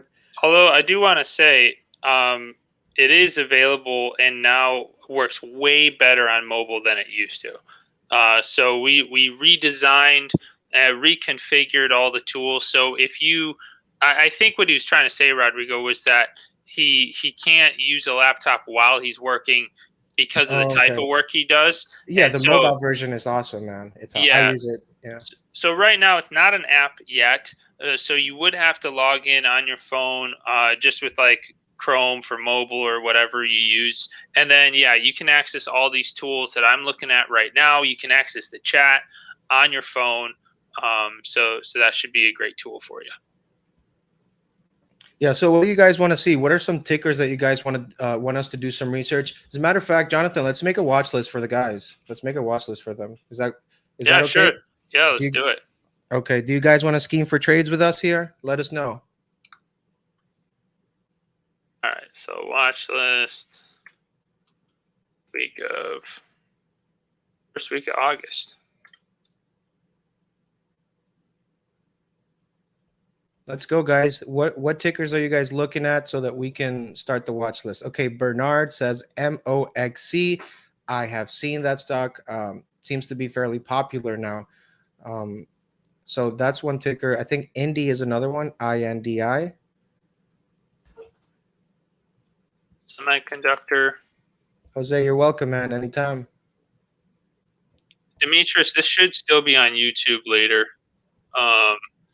So yeah, this live right now, but I think it should be on YouTube as well. We got BBIG. Yep, Tesla. Let's go, guys. Let's get some tickers. I'm going to show you the power of this. All right. NXP, Airbnb, Sam. I love it. I'm bullish on it. Let's get some tickers, guys. And G2 had a question just while we get some more of these tickers in here. I got to type at the same time, though. I got too lazy having Nick do all the work. Hey, G2, email Rodrigo Cerda at benzinga.com and I'll help you, okay? Before we leave tonight, we can show an example of a pick in the chat as well. Oh, yeah. I mean, TLT is TLT, GLD. Right. I mean, all day, every day, man. That's what we're doing. Cool. So, I mean, pretty basic, right? You just throw these tickers in the watch list, and then you can set alerts for any watch list for any time there's a new news item on one of these companies. And then you can also take notes here. So let's say, you add something to this list because of your own research, or because it was, let's see, or because it was on Nick's list. Then you can take notes and know what was the catalyst was for adding it to your watch list. So I could just expand this little note section here. And I just laughed when I was, oh, wow, Tesla's back up there. So I made this note back on May 4th. And I said, watching for 685 breakout, $750 price target. And then I'm pretty sure it tanked like right after that. So just looking at the chart for Tesla, it's just kind of fun. You can go back and see, all right, why was I looking at this company? What was the catalyst? And then what are my stops or price targets? This is included, right, in the options mentorship, Benzinga Pro? Yes, yeah. So all of we've really been focusing on the options mentorship because Nick is so amazing, but you have some very advanced tools here for research, for real-time news, real-time scanning, all that good stuff right here inside of Benzinga Pro, along with the chat. just by itself, Benzinga Pro is an impressive tool. I've been trading for a couple of years now. I'm telling you, there's nothing like it. There's a lot of copycats, but there's only one true Benzinga. And you can look at it from different ways, because not only is this a community, right, where you can interact with other traders with same goals as you, but also you do a lot of heavy research, right? There are equity firms that are using this that I know, private family trading offices, everybody in retail, obviously, and a lot of people that you see on CNBC or Bloomberg, they have Benzinga. It's just such a great tool. The ecosystem of Benzinga is just impressive, where we touch every side of the stock market pretty much. So the we have companies that even come to Benzinga to do Benzinga exclusives. And basically what they do is that they release news, and we can actually filter that in the news feed, which the news feed is amazing. Like, I can put a keyword like FDA approval and get email alerts as soon as there is anything on the tape mentioning FDA approval. And this is one of the main things that people come to Benzinga for, the news. Now, news on steroids is what I can describe this as, because you can filter it by as many things as you want. Jonathan, maybe we can touch on the advanced newsfeed for just really quick. If we can filter that also by the watch list that we have here. Yeah, watch list week 1 August. So what I did here was I opened up the news feed on the left hand side, and then within the news feed along the top bar there are a few different filter buttons. So I just click on watch lists, and then I checked this box to select the watch list we just built. So now I'm only looking at news on that actual watch list. So it just cuts through all the noise for us really quickly here. And then the reason it says advanced is because you can add other parameters like price per share, market cap, volume, things like that. And then over here on the left-hand side, I typed in FDA at the top, and then I already had some category tags, which, by the way, those are fairly unique to what I see some competitors offering, where you can just check one box and it automatically scans the entire universe of stocks for that type of catalyst. So, I want to know all the FDA approvals. I just check that box for FDA. I can highlight it. I've got rumors, mergers and acquisitions, asset sales, so on and so forth. And then in this case, it's also filtered by the FDA keyword at the top. But if I get rid of that, it's just a whole bunch of news catalysts that I know for sure, day in and day out, are going to show me stocks that are moving based off of those catalysts. And that filter of filtering by rumors, I mean, we've all heard this: buy the rumor, sell the news. You want to be profitable. It's not, money is just not going to fall on your lap. You have to do some work. The good thing is that we're giving you the tools for that, right? If you are trying to become a full-time trader, and you're trying to go through your 9 to 5 and get ahead into this, you're gonna need this tool, right? Because if you don't, what happens then? You're just pretty much trading momentum like everybody else on Wall Street bets, and that doesn't end well usually. So you need to trade with a plan, you need to have a strategy, but on top of that, you need the right tools so that you can actually have a strategy, right? Hope is not a strategy, luck is not a strategy. I tried it didn't work. It worked maybe very few times, but if your goal is to be in the market as long as possible and be consistent, Benzinga Pro is for you.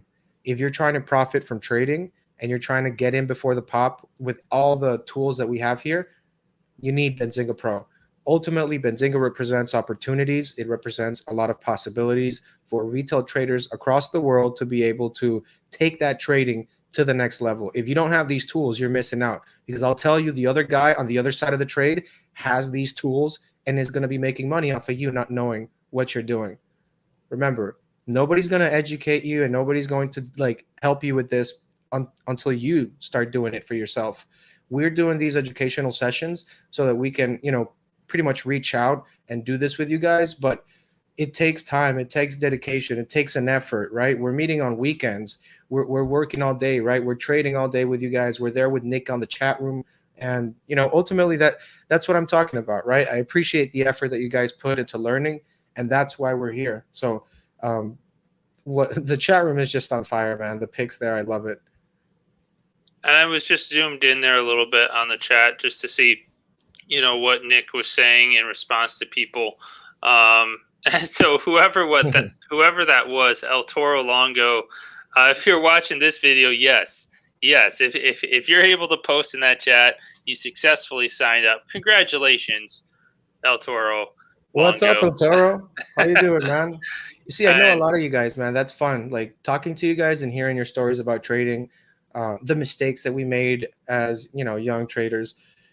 We're not the only ones making these mistakes. They're the dumbest mistakes to make. They're the most expensive mistakes to make, but they're also the easiest ones to avoid. That's why Nick is there. You need to filter your trades by him and you need to get his feedback.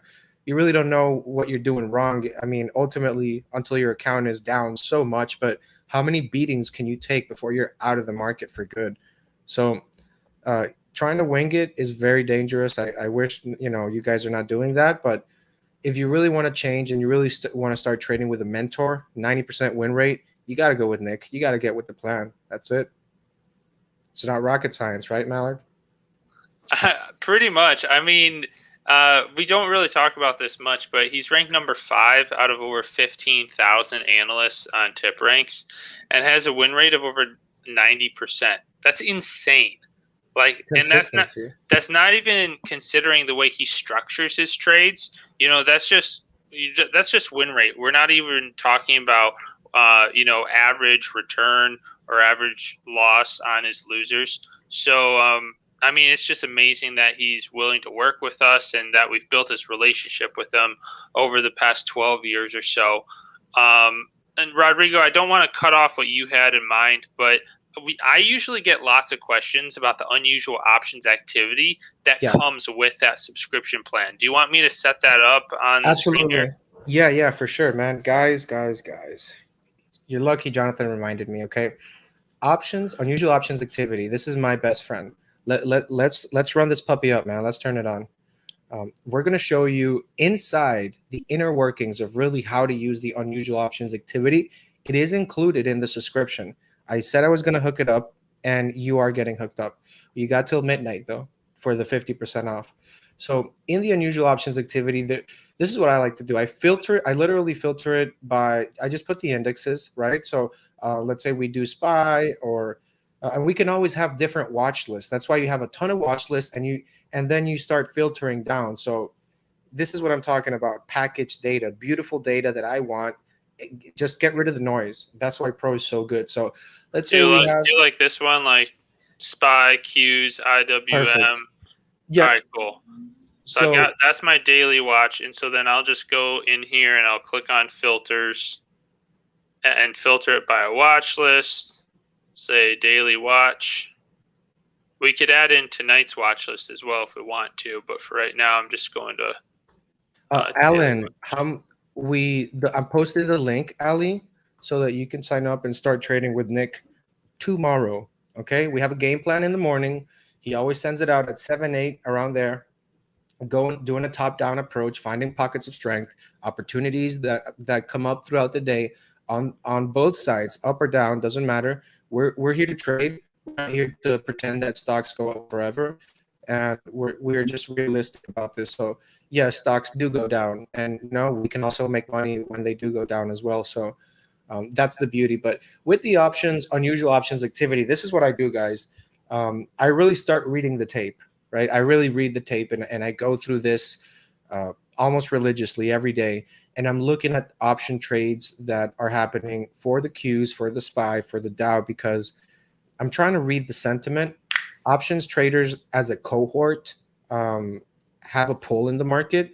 So what I'm trying to do here is read their sentiment. Is everybody that's trading options bearish on SPY? And what date is that in? And what I can do, I just go back to my calendar that I have in Pro, and then I just look at the economic calendar and I start really looking and connecting and adding 1 + 1, just getting the dots together.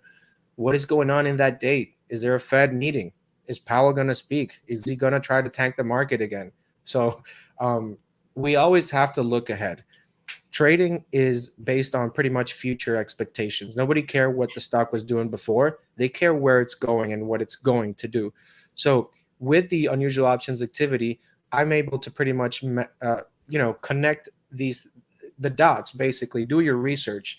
And this is something that I use pretty much for this, because that's the only way that I can really see into the future. I don't know if somebody's going to buy a bunch of SPY calls in 1 month. There's no way for you to know that. That's why the unusual options activity is the only thing that we have to guide ourselves when we're trying to read sentiment, when we're trying to feel the tape out and see what's going on behind what you're seeing there, behind just how many calls they're buying. We're trying to connect the dots. And if I see a lot of calls or puts on the NASDAQ, I'm going to be looking at tech, right? Is this overextended or is this not overextended, right? Like, did we get it to a top, right? Amazon's drop really makes me nervous because it brought down almost every other single tech company with it. Tech's been working for so long. I wouldn't be surprised if it dips, So you always have to keep an eye open for this. I do that with the unusual options activity. I don't like surprises anymore. Cool. So obviously you can, I kind of refer to the signals tool as reading the matrix. So you've got a high volume of alerts here. You could add in other alerts other than unusual options activity, like price spikes, highs or lows, halts, resumes, block trades with the shares of stock. So that's great. And then is it all right if I just show them a little setup for the unusual options activity calendar, Rodrigo? I think we got to do something first, Jonathan. All right. What do we do?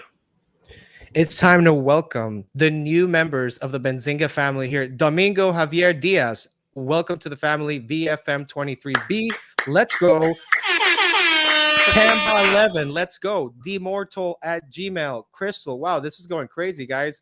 Keep joining, guys, because the bigger the community, the better we are, and we help each other as traders. We're here to learn and make money. Let's go, Mallard.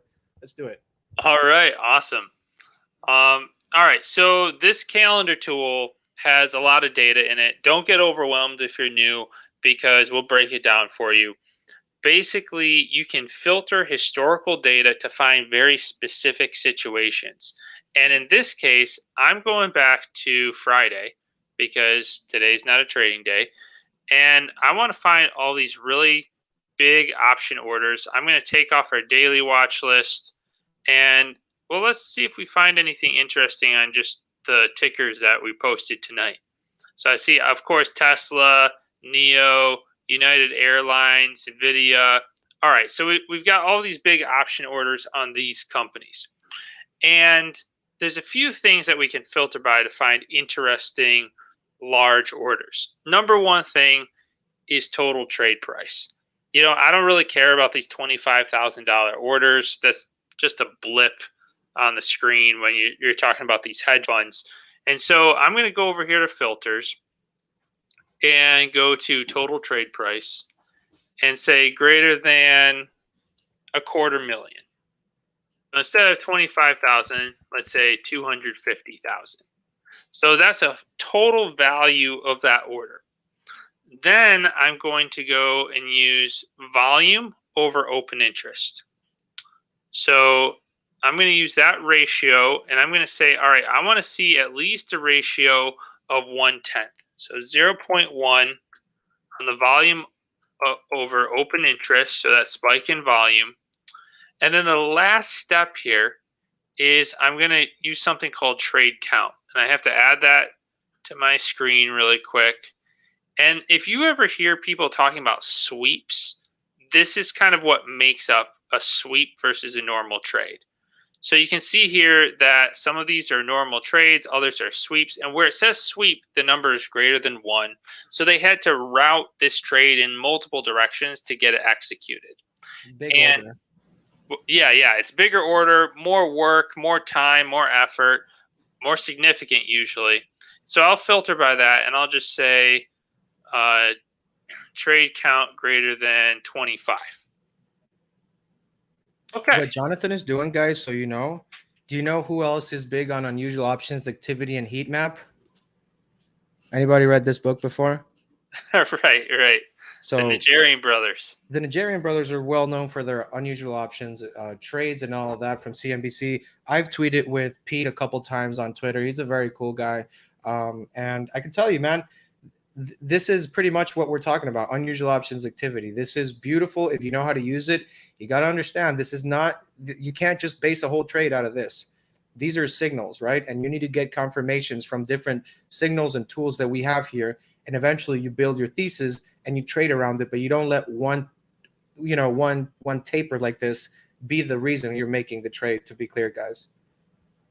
Absolutely. And so, I was a little bit more restrictive in the parameters here. Usually I'm looking at the entire market. But for one of the strategies that we have on our help site, you'd be looking for the exact same expiration date and strike price on one company.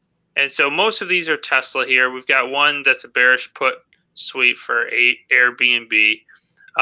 But you can see how I narrowed down all of the orders from Friday to these, like 10 different orders. And then from here, you can distill, okay, do I mostly see bearish or bullish? Are there any areas where hedge funds are doubling down on their positions with the same expiration date, same strike price? And, without getting into the weeds too much, you could go to our help site here, and I'll get more into it if we have time later, but it's just really awesome that we have these actual strategy outlines. So right here, unusual options activity strategy, a full hour on that with cliff notes that yours truly typed up for you. So you can, get started as quickly as possible. So that's my little spiel. I'll let you take it back, Rodrigo.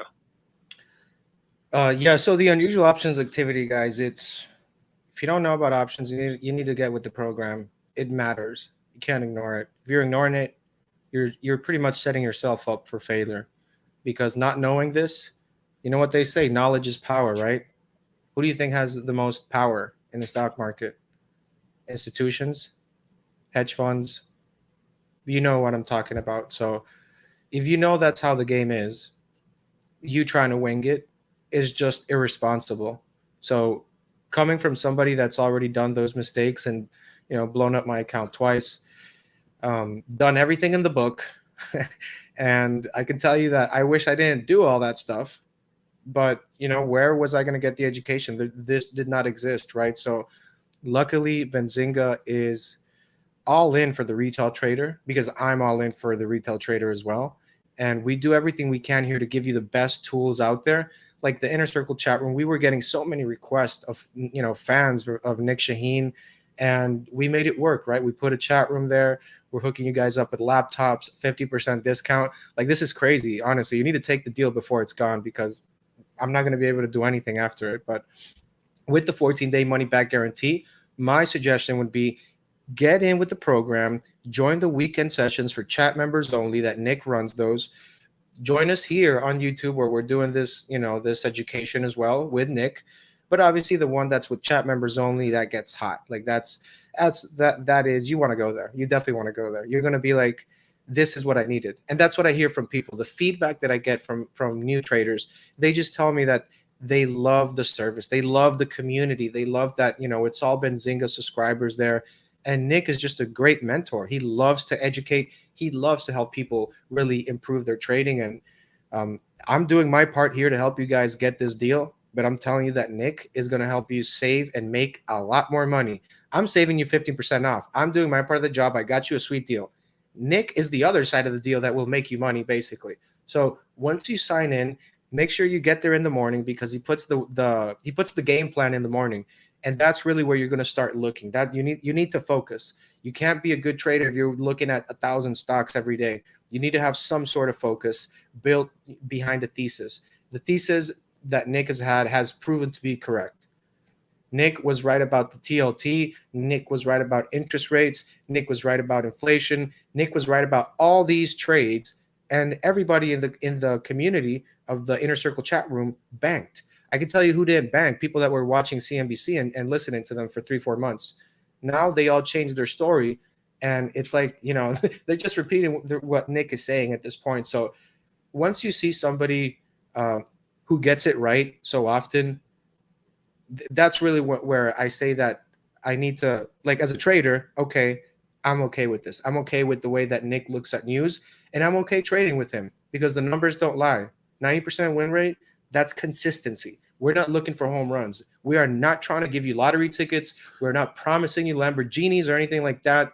This is literally education for you to take your financial future seriously because nobody's ever given this sort of education, one-on-one community, interacting with the chat room, chat member sessions only on the weekend, talking with Nick all day. That, like, he's got a family, but he's also got the Benzinga family too. So um, I enjoy it, and I know that you guys will enjoy it because if you're new, this is what you're looking for. On top of Nick, you're getting pro. This is the competition to Bloomberg, and really, Bloomberg is like 4 or 5 grand a month, and it's probably just like you have big money there. So what does retail get? You just get a little phone app and you play with your Robinhood there, and you call yourself a trader. You need to get the tools. You can't really take this seriously without investing in it. You're investing in yourself. You're investing in your trading. If you're not comfortable spending money to make money, it's going to be harder to make it and easy to lose it. That's good, Rodrigo. I just want to point out this trade that I found from Square. I think Square came up in the chat earlier. And so this is where I took off our watch list filter and I was just looking at Friday. And notice how we've got two bullish call sweeps here. So they're buying calls, and the total trade price for both of these combined is a little under 600,000. If I have the number of zeros right, yeah, a little under 600,000. And notice the time here. So these trades were executed at 10:03 a.m. Eastern time and 10:21 a.m. Eastern time. And so these are both expiring in August within the next 2 weeks, $250 strike price. And so what does it look like that they were doing? What does it look like they were doing on the chart here? Well, to me, it looks like they were buying the dip.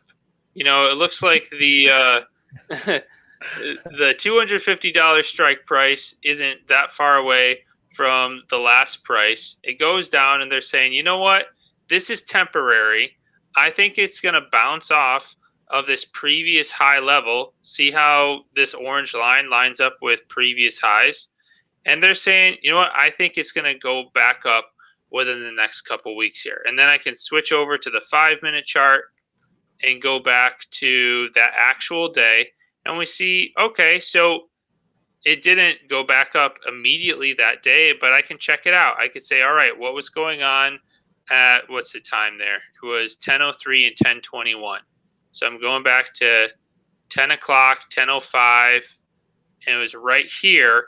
This zone right here is where they were buying those calls. So this is just one way that you could start to add those building blocks to your thesis, or just generate ideas on a thesis based off of what some of the smart money is doing. Alan, so to your question, what is Nick's opinion on the current markets? Are we in a bubble which is expected to burst either this year or next year? So I've had conversations with Nick about this before and recently.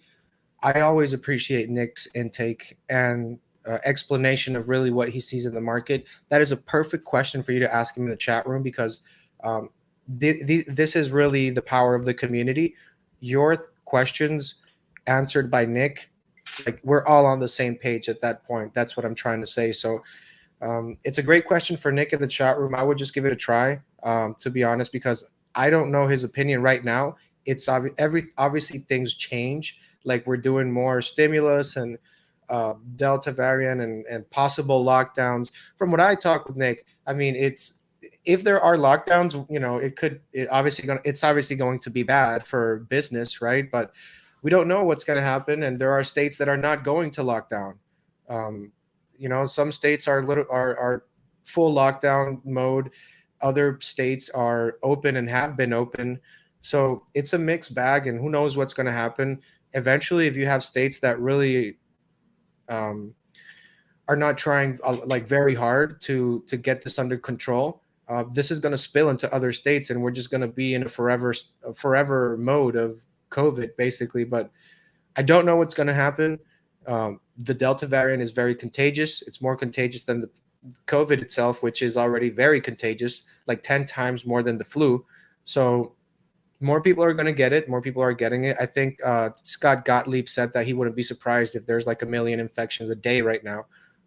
And nobody has a crystal ball, Alan. I would definitely just get with Nick and ask him, because it is a deeper topic that goes into different subtopics per se. So I would join the chat room and ask him. That's a great question. I would say it's going to change. It's going to change every week, pretty much. And that's why it's important that you have his new analysis every week. And you can see he posted this morning or this afternoon.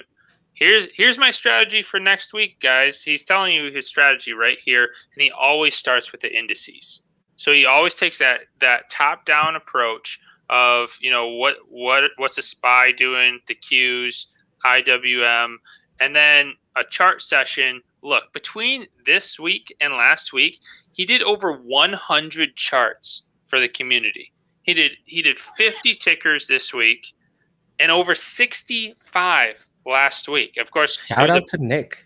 Yeah. Let's give him a shout out. Shout out to Nick, guys. Let's get the chat riled up here. Let's go, Nick. Nick. It was a huge earnings week, and he steps up to the occasion, doing all that work for all of you. So, I mean, I remember when I delayed buying a house for like 2 years because I thought the market was going to crash. And this was a while back, guys. And it just kept going up and up and up. And I ended up just pulling the trigger like 2 years ago. So this was at least 4 years ago when I thought the market was going to crash. So we don't have a crystal ball.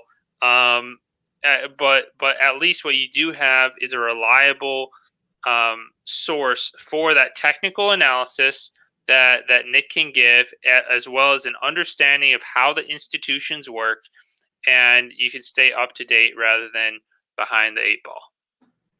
And that's really what Nick does, right? So I've signed up people here that are new, and I mean new, like brand spanking new, just opened my Robinhood account, kind of new. And also there are people that are very experienced with options that have been doing this for 30, 40 years. And ultimately, it all comes down to the same point. I want to trade with Nick. I want to trade like he does. I want to get his feedback on my trades, on my strategies, and build myself as a better trader, because we have to admit it at one point, guys. We need the mentorship at one point. It's not easy to make money in the markets. You really need to get with somebody that is actually doing it and has been doing it and really gets it, right? So Nick he's not going to tell you that a stock is going up just to not make you sad or happy or whatever. He's realistic with you, and that's really what you want it, right? That's really what you need. Honest advice. If you're being too risky, hey, like that's it. You're being too risky. You're taking risks that he personally is not comfortable taking, and that's not what we're looking for here either. We're looking for consistency in the trades. We're not trying to get lottery tickets. I was trading AMC, you guys know, last week. I made like 140% on calls, but I'm trading that, and I understand that I can lose everything with the call. So know your risk, measure your risk, define risk, like Nick says. And remember, NT, no trigger, no trade. There needs to be a trigger, and that's really the fundamentals of what we do there. We don't trade if there's no reason. We're not going to trade a stock in the chat room just because it's going up. So it's a good community. People want to learn. Other people that are advanced want to trade with other advanced traders, because you're always going to keep learning. Nobody really gets, I mean, you got people like Nick, right, that get to that status, that level, but it takes a lot of work, a lot of hours, and a lot of experience in the game with options. So yeah, let's look at that cassava science. Isn't that like the Alzheimer's drug, Jonathan? Sava? Well, I can just scroll down here, and it says, it does focus on Alzheimer's. I could just zoom in here a little bit. Like, why did it drop? So this thing went from like a couple dollars to like hundreds, and on this Alzheimer news. And if it's tanking this hard, I'm thinking, did it have to do with the Alzheimer's drug? Because there's another trade that I have. There's another stock. All right, guys, it's that time of the day. I'm going to give you a pick. probably. It's a trade, really. It's not an investment. But like, there's this other company. It's like a shell company, and they've done other things in the past. They did like marijuana, and they're doing like an Alzheimer's drug with THC.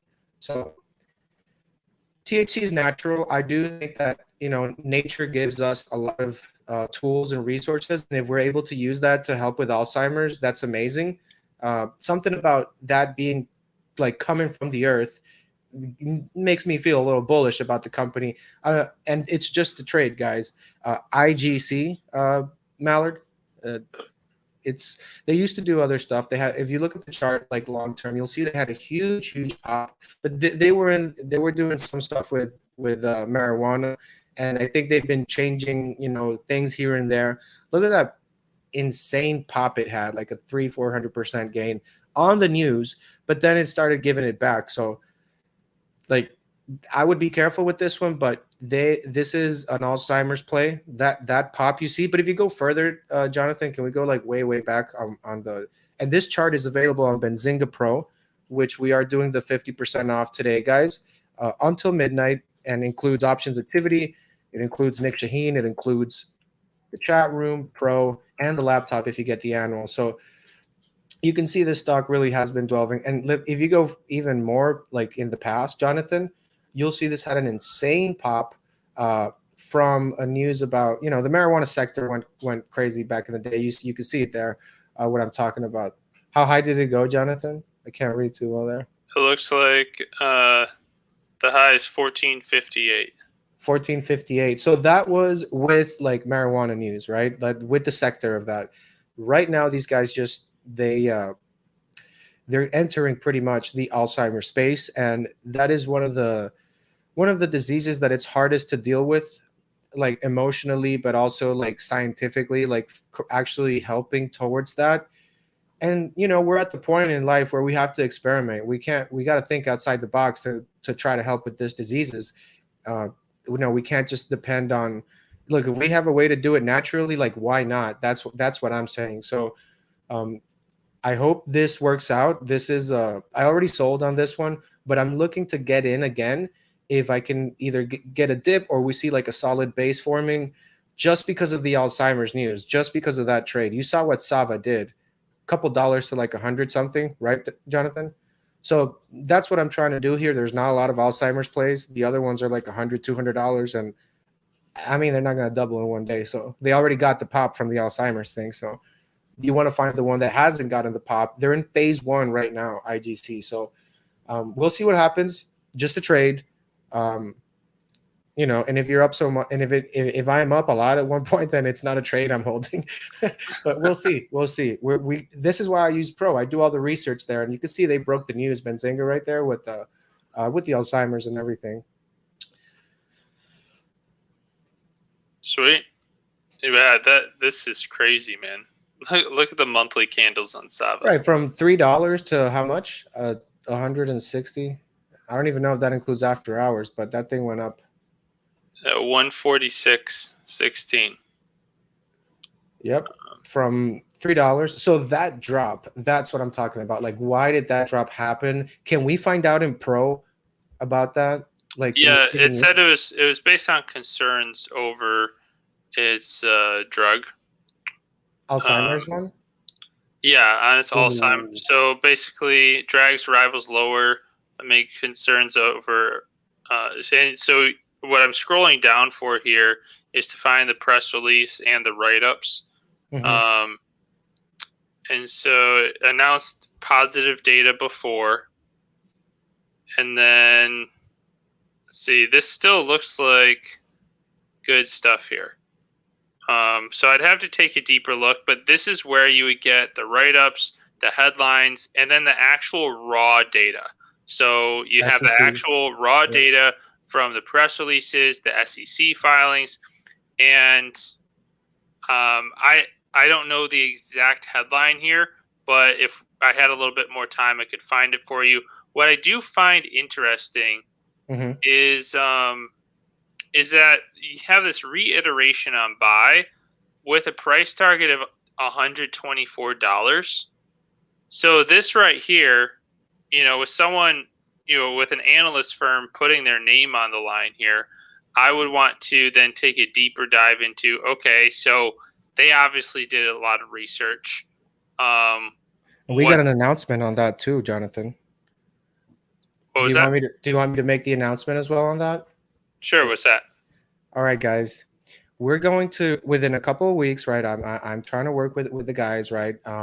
We are going to include in Benzinga Pro an analyst rankings table so that you can literally see the best analyst, who's on point, who's not on point, and you might be able to follow them as well, so you can get like a notification whenever they do an upgrade or a downgrade. We already have an earnings analyst, calendar in Pro, and there was this one analyst. If we go to Zoom, um, can we just pull up that calendar, Jonathan, for the analyst upgrades? Oh yeah. Yeah, because Um, Zoom got a beautiful upgrade. I think the analyst was Steve Ender or Bender, something like that. And these are tools that we're working for you guys, right? The goal is to help you make money. That's what we're trying to do here. But that's pretty much something that moves stocks, right? This one analyst, Steve Enders, that's the guy.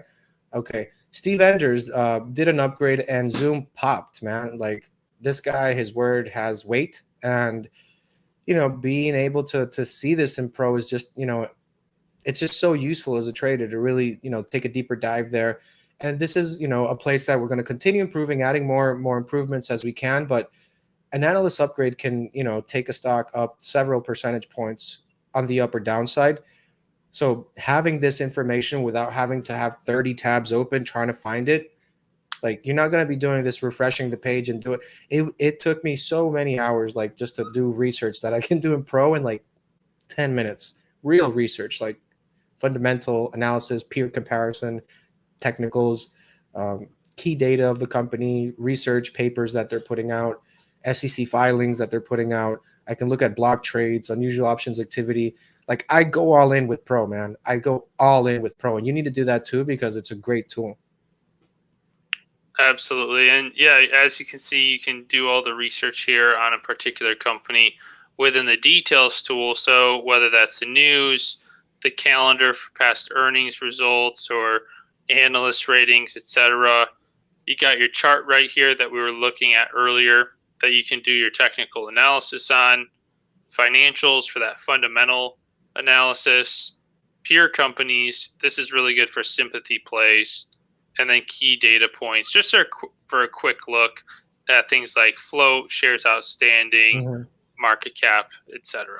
You know what I love? The volume. We've added, average volume. It shows you the average volume for the 100 days, and it also shows you the session volume.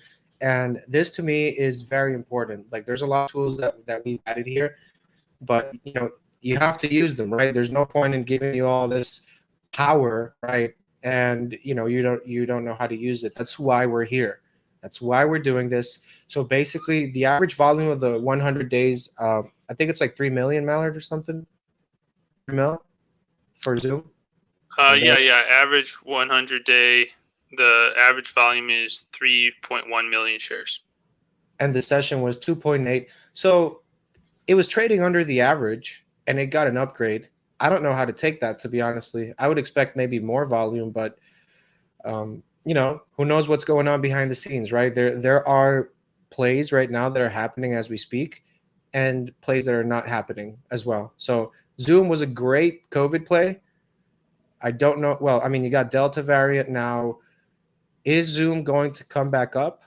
I don't know. What does Mr. Mallard think? Is Zoom making a comeback? Is it going to make a comeback? What do you think? I mean, I don't think that they ever really shrunk back that much. I mean, you could say, oh, it was up near, it was flirting with 600. So from that perspective, yeah, it came back quite a bit. But I think they're going to be very aggressive. They are. I think they just acquired Five9, which we use at Benzinga. It's a great calling platform, and I think they're going to be able to leverage their technology and their product design across more systems. So we'll see. We'll see if I'm right or not, but I'm still bullish on Zoom. You want to do some of your technical skills there, some of your technical magic? I mean, yeah, I just some basic stuff would be just mapping out previous highs and lows. Notice how this previous high then became a support level. So it used to be resistance. It kind of bounced off of that 283 level and then pushed through it on the COVID run. And now that it's come back down, what do you know? That became support. And so you can play around with that more. I mean, this is on a weekly candle, so this is definitely longer term, but then you can do the same thing with shorter term charts as well. So on the day chart, I really like using this in combination with the movers tool or the Oh scanner. yes, yes. Did we touch movers already? No, we didn't. We gotta touch movers. People love it. Right. So it starts at 4 a.m. Eastern time. So you can see all those gappers in the mornings as early as 4 a.m. And I just set this for the pre-market for the entire session and for gainers. And then I can see all the stocks that are moving up for the session. Then I just go ahead. No, I was just gonna say this is the only scanner that is available pre-market or aftermarket. I use well, I mean I don't use it obviously anymore, but when I was using Thinkorswim, my scanner didn't start working until 9:30 p.m. I'm not trying to get in when the thing is already up 150%. All right. I'm trying to get in before that, right? And I don't want to buy into the sell, right? I want to buy into the actual movement. And that's really how you're going to do it. So look at it this way. You have a scanner that starts at 4 in the morning. The guy next to you does not. Who do you think is going to make more money and be more successful with trading? The person that has the tools and is investing in his trading to get better trades, to find better trade ideas, or, good old Joe who just started his Robinhood account yesterday and he's buying whatever is up 150% at 9:30 or 10 a.m. That's how you blow up your account. Let's just come to, let's come to the common ground understanding that it's not easy to make money in the market. I know you see a lot of screenshots on Wall Street Bets and all these things on Reddit. A lot of these things are doctored and fake. And some of them have made money, but the big majority of them have lost everything. So you really want to be careful and don't, just be responsible with your trading. That's what I'm saying. And so what I would be using this for is just to click through this every morning, see what's moving, and then do some quick technical analysis to wait for a breakout. And then as well as checking the news, this is a great way to learn how to trade off the news. If you're looking at all these big movers, well, you can immediately see, all right, what was the catalyst that caused that outsized volatility? Let's see what the chat thinks about Zoom. This is an interesting company. I remember when it was $90, man, and everybody was saying this is so overvalued. This is insane. It's going to go back to 40 or 30. This thing went all the way up to 600. Like, there's something in there. I mean, it's a great tool, right? People use Zoom. We use Zoom as well, right? I mean, we use it for meetings and stuff. It's not going away. Like, I live in Florida and Mallard lives in Detroit. We use Zoom all the time. That's not going to change. So there is a need for it. And, this is an international kind of tool, but let's do some research on the tickers from the subscribers if you want. All right, sure. Let's do it. I'll open up the watch list. I'm going to close a bunch of these workspaces here and just go to the watch list and then pull up today's watch list. All right, so we've got NVIDIA. What are we looking at here? Pulling up the chart. Let's just pull up the day chart. Okay, so first thing I noticed is the consolidation here. So immediately, I just keep it simple. I'm not a rocket scientist. I need to keep it simple, but I just see those points where it's bouncing off of somewhere around 198, 199, comes down again, bounces up again. So I'd be waiting for it to break out of there first. Then I see this low here, and then I'm checking out the news, saying, all right, what's the recent news on NVIDIA? Obviously, with the semiconductor situation, all of that comes into play. And it looks like it fell. Nvidia fell as China is said to delay review of $40 billion planned ARM acquisition. So it looks like we have some political risk here for potential acquisition. I'd stay away from like if China is attacking a company, I'd stay away from it. Like they did with Baba, they've like they're gonna take that to the ground. I feel. But this is really where you have to. We can't ignore these things if they're affecting stock prices, guys. We have to discuss them and find ways to trade around it. That's what we're doing here. But I mean, what are your thoughts on Jonathan, Nvidia? What do you think would be a good idea here? Since this is not a business risk, we're talking about political risk, which has nothing to do with their performance now. Well, I would say that there's a lot more going for Nvidia than just that one acquisition. Mm-hmm. I would say that I'm pretty sure it's U.S. based versus Baba, which is China based. So it's a completely different animal, really. It's Right. like Tesla. Tesla was doing stuff in China. They have to pivot, but then they're just Yeah. telling China, "Oh, it's okay. We'll just go hang out with Russians. We'll just go hang out with Russia. We'll be buddy with Russia if you're not going to let us build factories or whatever in China." So Right. that does make it a lot different. This is where I have to just refer back to Nick. I mean, because look, I have my own way of how I'm digesting this news. If I would be trading Baba or Nvidia, but ultimately I refer to Nick for all this stuff. I just ask Nick really his opinion on it, what he's bullish on and not, because he's really the main attraction here when it comes to options. Nick knows his technicals, and we can even ask if you want, Jonathan. Let's ask a question in the chat room. I'm pretty sure Nick's gonna answer it in less than 5 minutes. He's always there. Like he's that good. So I would enjoy him while he's there, definitely, because he's just doing so much hard work for you guys.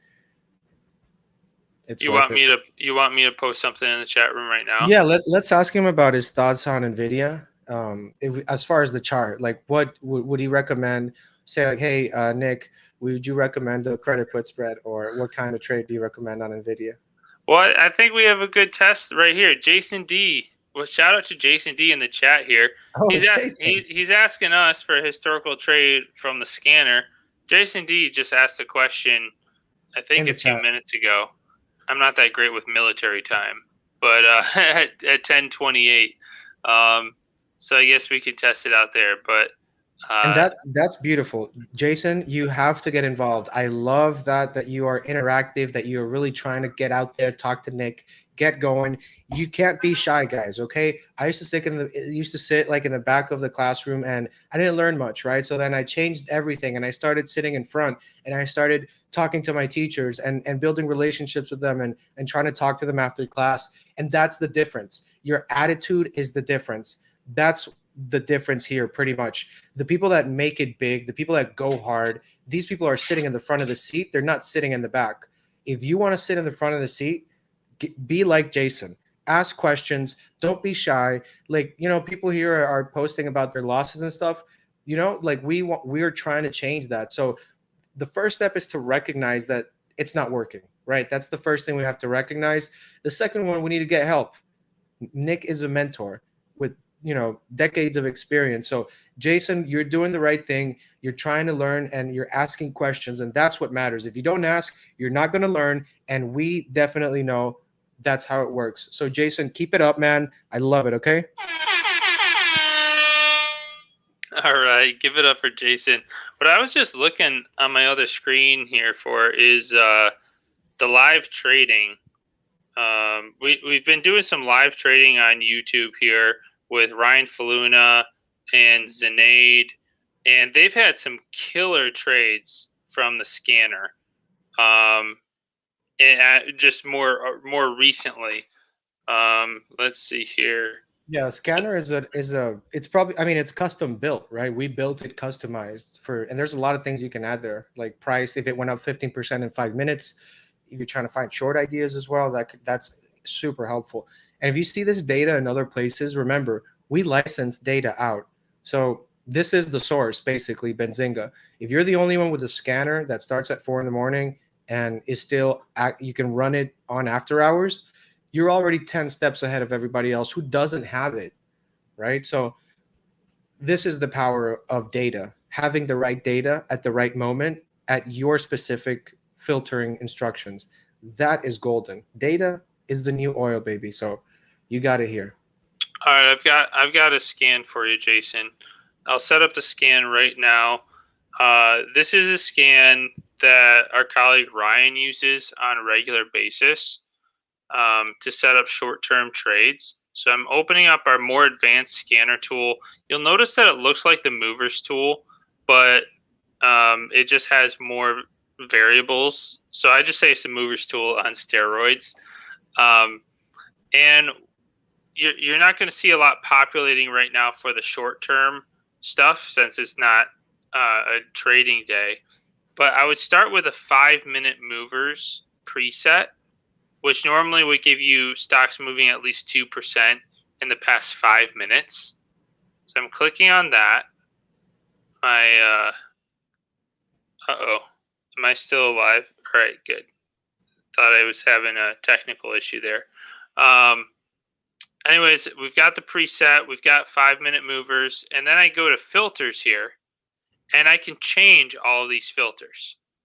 So what Ryan uses is he changes the volume requirement to 1 million shares in the past 5 minutes. And then he doesn't need a market cap filter. And then in the change percent, instead of looking at 2 or more percent in the past 5 minutes, we're changing this over to 0.3% in the past 1 minute. And then the last step is volume in the past 1 minute is 250,000. Okay, for 1,000. So I guess it's 1 million shares for the day, 0.3% in the past 1 minute, and then 250,000 shares in the past 1 minute. So if I click OK here, we're not seeing any results here. If I was, change this to overall gainers to show some results. But those filters there, what's that going to show you? That's going to show you highly, highly liquid stocks with extreme volume that are just beginning to take off.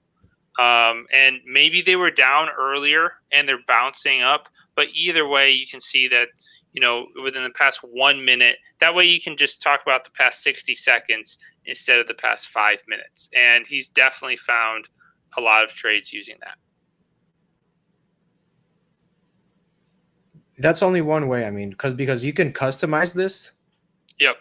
Just in a way that, look, a lot of people have been trading for 40 years, 30 years. Everybody finds their own spot, right?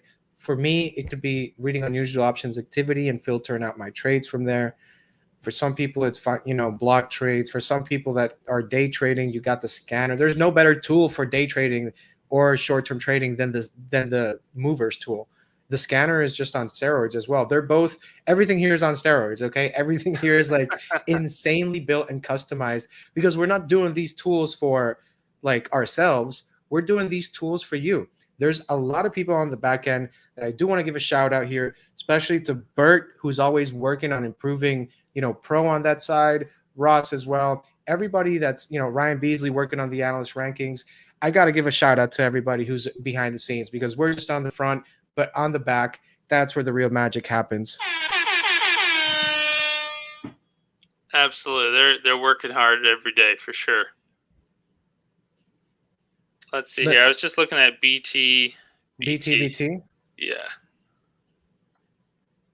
Oh, the Benzinga exclusives are really my favorite because you get them faster than they go on the brokerage. Let's say if I'm on Thinkorswim or Robinhood, then let's say we release a certain news. So a company will come to us. A perfect example of this is Alfie. I love that company. I love the CEO. He's doing something very, very new and interesting. And we actually broke Benzinga exclusive news with him. And, the news is impressive. He's for the retail trader 100%. Everything that he's doing is literally to help the company. I think there was a share buyback. They have deals with selling these tablets that run personalized ads on Ubers and Lyfts, and they're also getting into other spaces, right? So the company is, I think they IPO'd very, very recently, Jonathan, like a couple months ago, and they came out with this amazing piece of news that Benzinga broke. Shout out Zoltan and Luke working hard on that. And ultimately, this is what I'm talking about: ecosystem, the ecosystem of Benzinga. It's not just breaking news, it's relationships with companies that want to break news, giving you tools for trading, giving you that community, giving you education, helping you get better at trading. Because I'll tell you one thing: Wall Street, real Wall Street, doesn't want you to learn this. They don't. They want you to stay trading on your Robinhood account and not know what you're doing. They want you to keep buying calls way out of the money. Who do you think makes money on that? You lost everything. They made money out of you. So you have to start looking at this from a different approach. You have to start looking at this as responsible trading. And for that, you need the education. So that was the insane pop from our Benzinga exclusive. And Benzinga Pro subscribers, they get that news, and it takes time. There's like a delay for this to go to the other brokerages, and that's what I mean about the ecosystem, right? Uh, Brokerages will work with Benzinga so that we can put the news in their platform. It's happened to me many times, literally every week when I'm on a brokerage, right? I'm not going to mention names, but like a brokerage, and I'm looking at a stock that's up like 100%, and I don't see any news. And I'm like, what the hell is this? Is this a new Reddit stock? Like, what's going on? And then I have to go to my Benzinga Pro so I can find the news and see why it moved.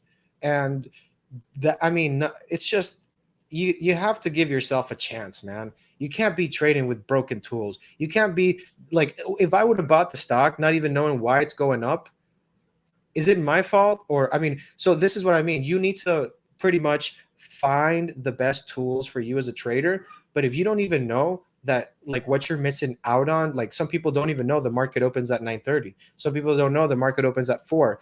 So there's a lot of things that, like, as you grow and you start learning with trading, that Benzinga Pro, you're going to find that you're just spoiled.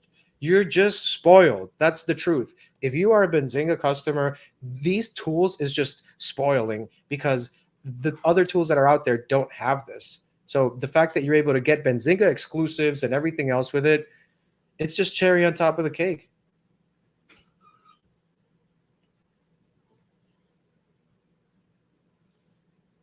I think you're muted, Mallard. I think you're muted. Thank you. Sorry about that. I was just going to some of the exclusives here on the newsfeed. You can get all the exclusives in one place or search for other categories as well by opening up the newsfeed and then clicking on the categories button there. So just click on categories, and you can see here I selected exclusives and market moving exclusives. And then I just click done. And that's why I'm only seeing that news. So these are all stories that we either achieve through exclusive interviews or relationships with the investor relations departments, where many times we're breaking news before the press release comes out. And as our brand grows more and more, we're able to continue to do that, compete with some of the other bigger names, and deliver the fastest news for our users. So it's really been exciting. It's one of my favorite ones because we are breaking the news, and it goes out to all Benzinga Pro members, right? You get these alerts, and you can filter this on your newsfeed. So the newsfeed is just such a powerful tool. It's really like Google, but better, because you're just getting stocks, and you can filter this, like, the FDA approval that I was mentioning. Another filter that I like to do is like award, right? One award, won a contract, and then I save it, and then I get emails with the alerts. And guess what? Like, I'm not having to scan the market for that every second. I'm getting what I want, when I want it, and how I want it. That's why this is a powerful tool. If you don't have this, you're missing out, straight up. There's just no other way around it, period. Cool. And GESC in the chat there, just shoot us an email. Let's see, I'm throwing Rodrigo's stuff on here. Yeah, just send Rodrigo an email. We'll set up your your access to Benzinga Pro. And I just want to emphasize too, of course, you got me and Rodrigo working, 7 days a week for you, but we have a whole team of people, and you can always access our team through this blue bubble in the bottom right corner of Benzinga Pro. So if you have any technical issues, any questions about how to find certain information, so on and so forth, hey, look at that good looking guy right there. You can't see him because the picture's so small, but that's Rodrigo. and we're in that chat day in and day out, so you can access our team right there. Yeah, we talk to you guys all day. Literally, what I'm not doing. Okay, having Shad Morgan having trouble for options mentorship. It is not processing. Is there something wrong with the checkout? Please email me. I'm going over the check just to make sure. Yeah, we'll definitely sort out anything. I think I have a hard cutoff at 11 o'clock Eastern tonight, but part of that is so that we can help anyone that is having issues sign up before the midnight cutoff. So again, don't miss out on the free laptop with the 50% off on Nick's options mentorship. And we got 10 minutes left though. So what else should we cover? Let's just ask the chat. Let's see, what do you guys want to talk about? What are some topics you want me and Jonathan just to discuss and get your input? I'm just going to go back to the I'm going back to the watch list here. Let's see here. Yeah, and if you guys need a payment plan, also like talk to me. I can also help you out with that. If you're really trying to get the education, and that's a very noble cause. I respect that a lot. So I'm willing to work with anybody here as well if you need a payment plan so that you can get the laptop with the yearly. I think we have like 7 or 6 left. Let's see here. It looks like we had a short research here that really impacted Moxian. Yeah, I've heard about that company a lot recently. There's definitely a lot of interest on that right now. Well, it dropped from $30 to almost down to $12. Now it's back up near 18. Hey, Chad, I got your email. I'm gonna follow up with you today and tomorrow. Whenever I'm not doing this stuff here, like on YouTube and all that, I'm literally, on the phones with you guys. So this is really where we come here and we chill. We talk about stocks. We talk about education. We show you the tools, how to use it. And there's a lot of people here that have signed up that I recognize here. So good job getting the education, listening to Nick. Good job putting the time and the effort for making this work. This is all about effort. So that's why we're here, guys. So yeah, it looks like so MOXC, mainly the negative catalyst was that short research. And so then the question is, how do the fundamentals add up? Do you still believe in your long-term thesis on this company? If you still believe in the company, then obviously this could be a buy the dip situation. If the overall profitability and competitiveness in its sector is still there. I like that chart. That's what Neil calls a double. I mean, is that an official double bottom there, or? Oh, I mean, you can see in the past, yeah, definitely it had, tested those lows. So that's definitely a strong support area to watch for the future. If it goes, and then do you think it's any accident that this previous high lines up pretty well with this general area of support over here? So always look to the left. Yeah, that's what Nick always says, look to the left. But I mean, this stock is just really, I mean, the trend seems to still be going up, but I do see a couple patterns there that you could have somewhat predicted that. But I mean, if this is like biotech or something like that, because with biotech, it's a different game with biotech. Right. It looks like online to offline business serves small, medium-sized enterprises. So this is what I always check. If I haven't been following the company very much, I just go to that little write-up for my first take, and then I can dig a little deeper. Good question here about block trades from, who was that? Dylan. What's up, Dylan? Let's take a look at the block trades in the signals tool here. Sometimes you'll see at the bid or above the ask, or below bid or at the bid. So let's see here. So basically, if it's at the ask or above the ask, that means that the buyers were more aggressive in wanting to buy at the ask. They could have waited for the price to come down more, but they're saying, you know what? I'm going to hit it at the ask or above the ask. I want these shares now. That's more bullish. There's always someone on the other end selling, but it's more about which side is more aggressive and is willing to take, a little bit of a hit on the price point. You won't always have that. So some of these are just blank. And in that case, it's a little more ambiguous. You might have to do some more research on which funds have positions in those companies and would be, adding to their positions or unloading positions when you're talking about millions of dollars changing hands.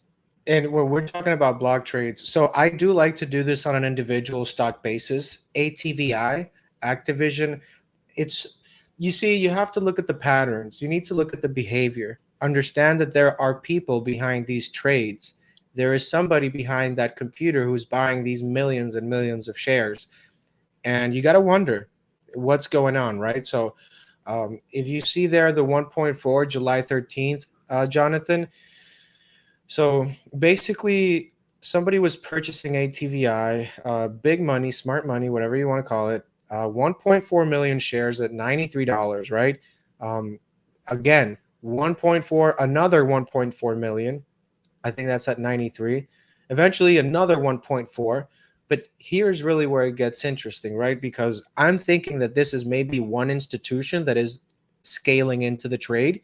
And the way that I'm looking at, I don't know who it is, obviously, but or what firm it is, but I'm just seeing very behavior that makes me bullish. So, for example, there was a dip to $90, and then they put in an order for $2.5 million at $90. So, not only are they scaling in, but they're not afraid to double down. Okay, they are buying the dip and doubling down on the dip, and that's no retail money. That's no retail trading money. You can run the numbers there. You're talking about several, millions there. So this is not retail. This is one block trade. And the good thing is that this covers dark pools. So we are able to pick data from dark pools. That's something that is not available anywhere else that I know. Legitimately, right? Verifiably, this is really the source for this. So you can use it many ways. I use it to, when I do my research on a stock, guys, I just want you to know something. I'm not doing this in 5 minutes. I'm not trying to, we're trying to show you some of the things we do. But when I do my research on Pro, I take my time with it, right? I individually check block trades. I individually read the options tape. I individually look at any gaps they've had, technicals on it, research on the competition, research on the company itself, the new products that they have in the pipeline. What is the expectations, the forecast? I read the financials. I go over the balance sheets and the income statements. This is not something you can do in 5 minutes, but it's not going to take you days, but if you have Pro, it could, you could do solid research in 15, 30 minutes, an hour. And, I'm talking about solid research where you can really get to know the company instead of having 30 tabs open, your computer's crashing, and you're working on data that's expired, 30 years old. So not 30 years old, like 30 days. So it's not updated every 15 or 30 days. And I mean, I don't like to trade on data that's so old. I want to see the data today, the updated data. That's why Benzinga Pro is better in so many ways, really. Cool. And just as we're wrapping it up here, we have a great cheat sheet, Dylan. I see you in the chat there, looking at 1265 at the bid. Not sure if they're calls or puts. Well, if it is in here, if it is in Benzinga Pro, then we'll tell you if it's a call or a put. And so then, ask is still more aggressive to buy, and bid would be still more aggressive to sell. It's just that the sentiment on the underlying security is different, whether you're talking about the call or the put. And we have a great cheat sheet on the help site. There's a wealth of information on the help site available through Benzinga Pro. And so you could just type in option signals. And that education is included as well, guys. We're all about education here, if you haven't noticed. So, and at the top here, how do I understand option activity signal? There's a great cheat sheet here on what's bullish, what's bearish, and then just a breakdown of how to interpret those signals on the signals tool, on the news feed, or it's a little bit of a different format on the calendar, but same data there. Yeah, guys. So we're going to wrap up here pretty quickly. Just want to let you guys know you have till midnight to take advantage of this 50% off deal. It's for the options mentorship. It includes Benzinga Pro. It includes everything we've been going over here: signals, halts, 52-week highs and lows, block trades. Everything that we've been going over is included. The chat room with Nick Shaheen is included. Unusual options activity is also included. And we're hooking you up with a free laptop if you get the annual subscription. We have never done this before, but we actually extended the discount to the monthlies as well. So if you are on the fence about, going for the year, what you do is that you get the monthly, you take the discount because you're not going to get it later. So you take the discount, do the month. If you like it, you upgrade to the annual. That's it. We're still going to help you with this. No, and that way you get the laptop when you upgrade. So, ideally you get into the chat, you start trading with Nick, you start seeing some, positive gains, and then you pull the trigger, right? I know a lot of people might be like that on the fence. They want to test the waters. You can do that. On top of that, there's a 14-day money back guarantee. There's absolutely no reason you're not taking this, guys. Like, you have to get the education. You have to get with Nick, get with the program, trade with us, and you're going to start seeing the change. All right.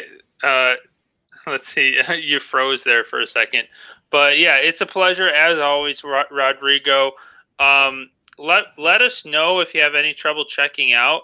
It does appear that there were some people that had some trouble purchasing, but we will. I think Chad already has a Benzinga Pro. So okay, gotcha. Yeah, so I'm gonna reach out to Chad. Shout out to Chad, guys.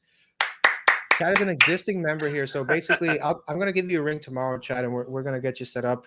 So any final questions, guys? Wilmer, let's do it. Let's do it. We're here. We're not going anywhere. Other questions? David, I love this. I love what I'm seeing here. So get all your questions now before we go, before we head out. Get those questions in so we can take care of everything before we end the stream here, guys. So I'm excited too, man. I wake up pumped every day. It's insane. I don't know. Like, I'm just hyped about this program, and everybody joining from all over the world and getting to talk to you guys as traders.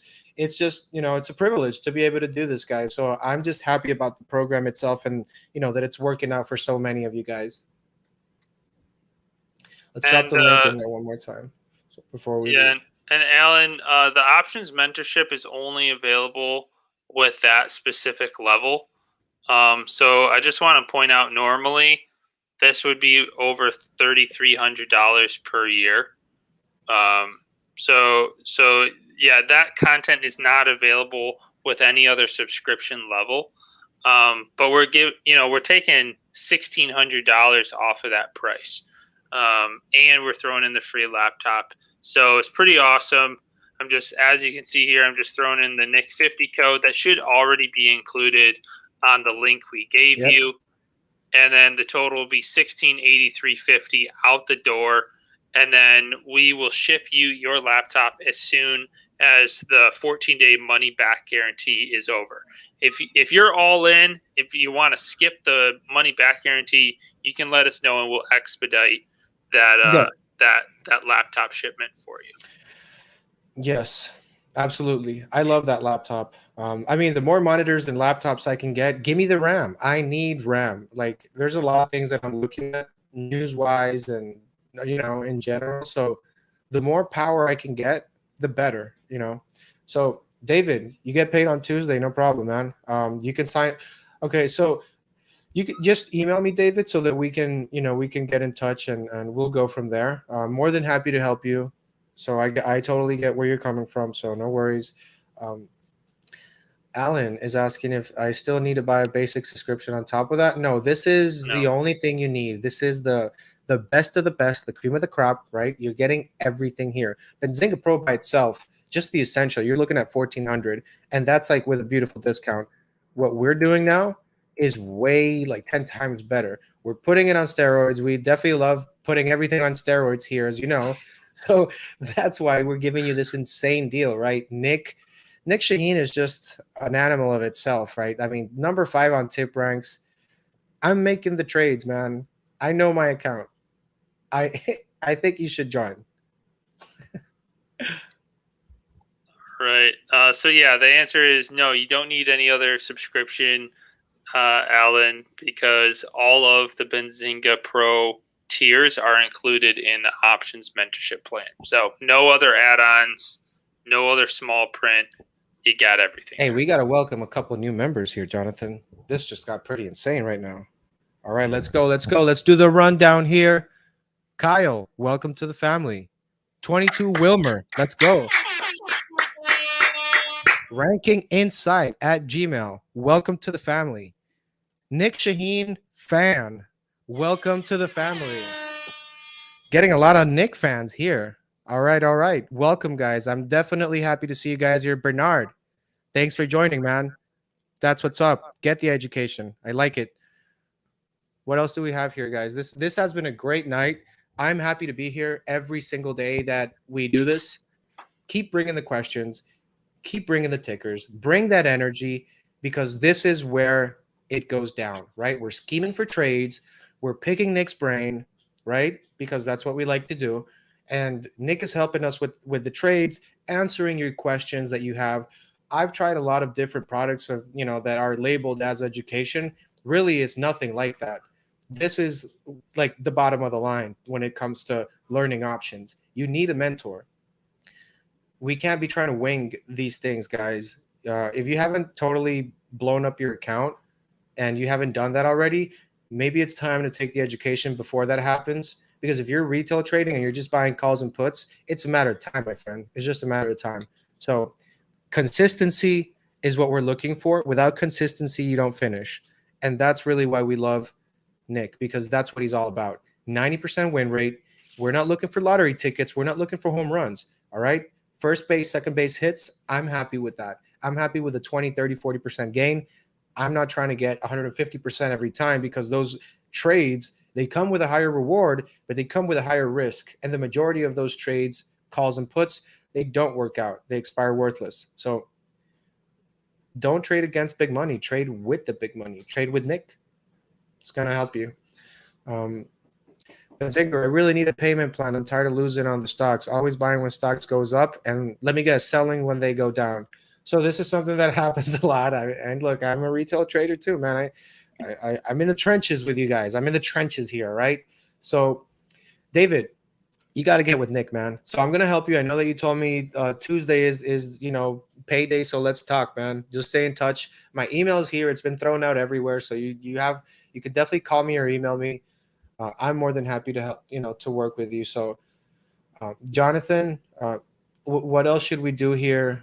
You tell me. I know you have a cutoff time. Yeah, I gotta go, man. I gotta wrap it up. Give Rodrigo a call if you want to call stocks, or if you want to talk stocks. Yeah, just give him a call. He doesn't sleep. Hey, he's here for you. I'm a mere human, so sometimes I sleep, but I also have 3 kids, so then I don't sleep.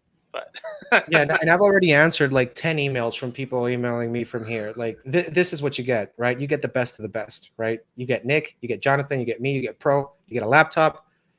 I don't know what else we could do. And I mean, there's even another thing that we're working on, Jonathan. I mean, so we are constantly trying to come up with better ways to help you guys with trading. So Pro is just a beast now. I'm just going to leave it there. Pro is an animal. Benzinga Pro is insane. You need to get it. All right, you heard it from him. Give us a call, give us an email, let us know whatever we can do to empower your trading, and we'll see you soon. Probably here on YouTube, But more importantly, we'll see you in the chat. Until next time, happy trading.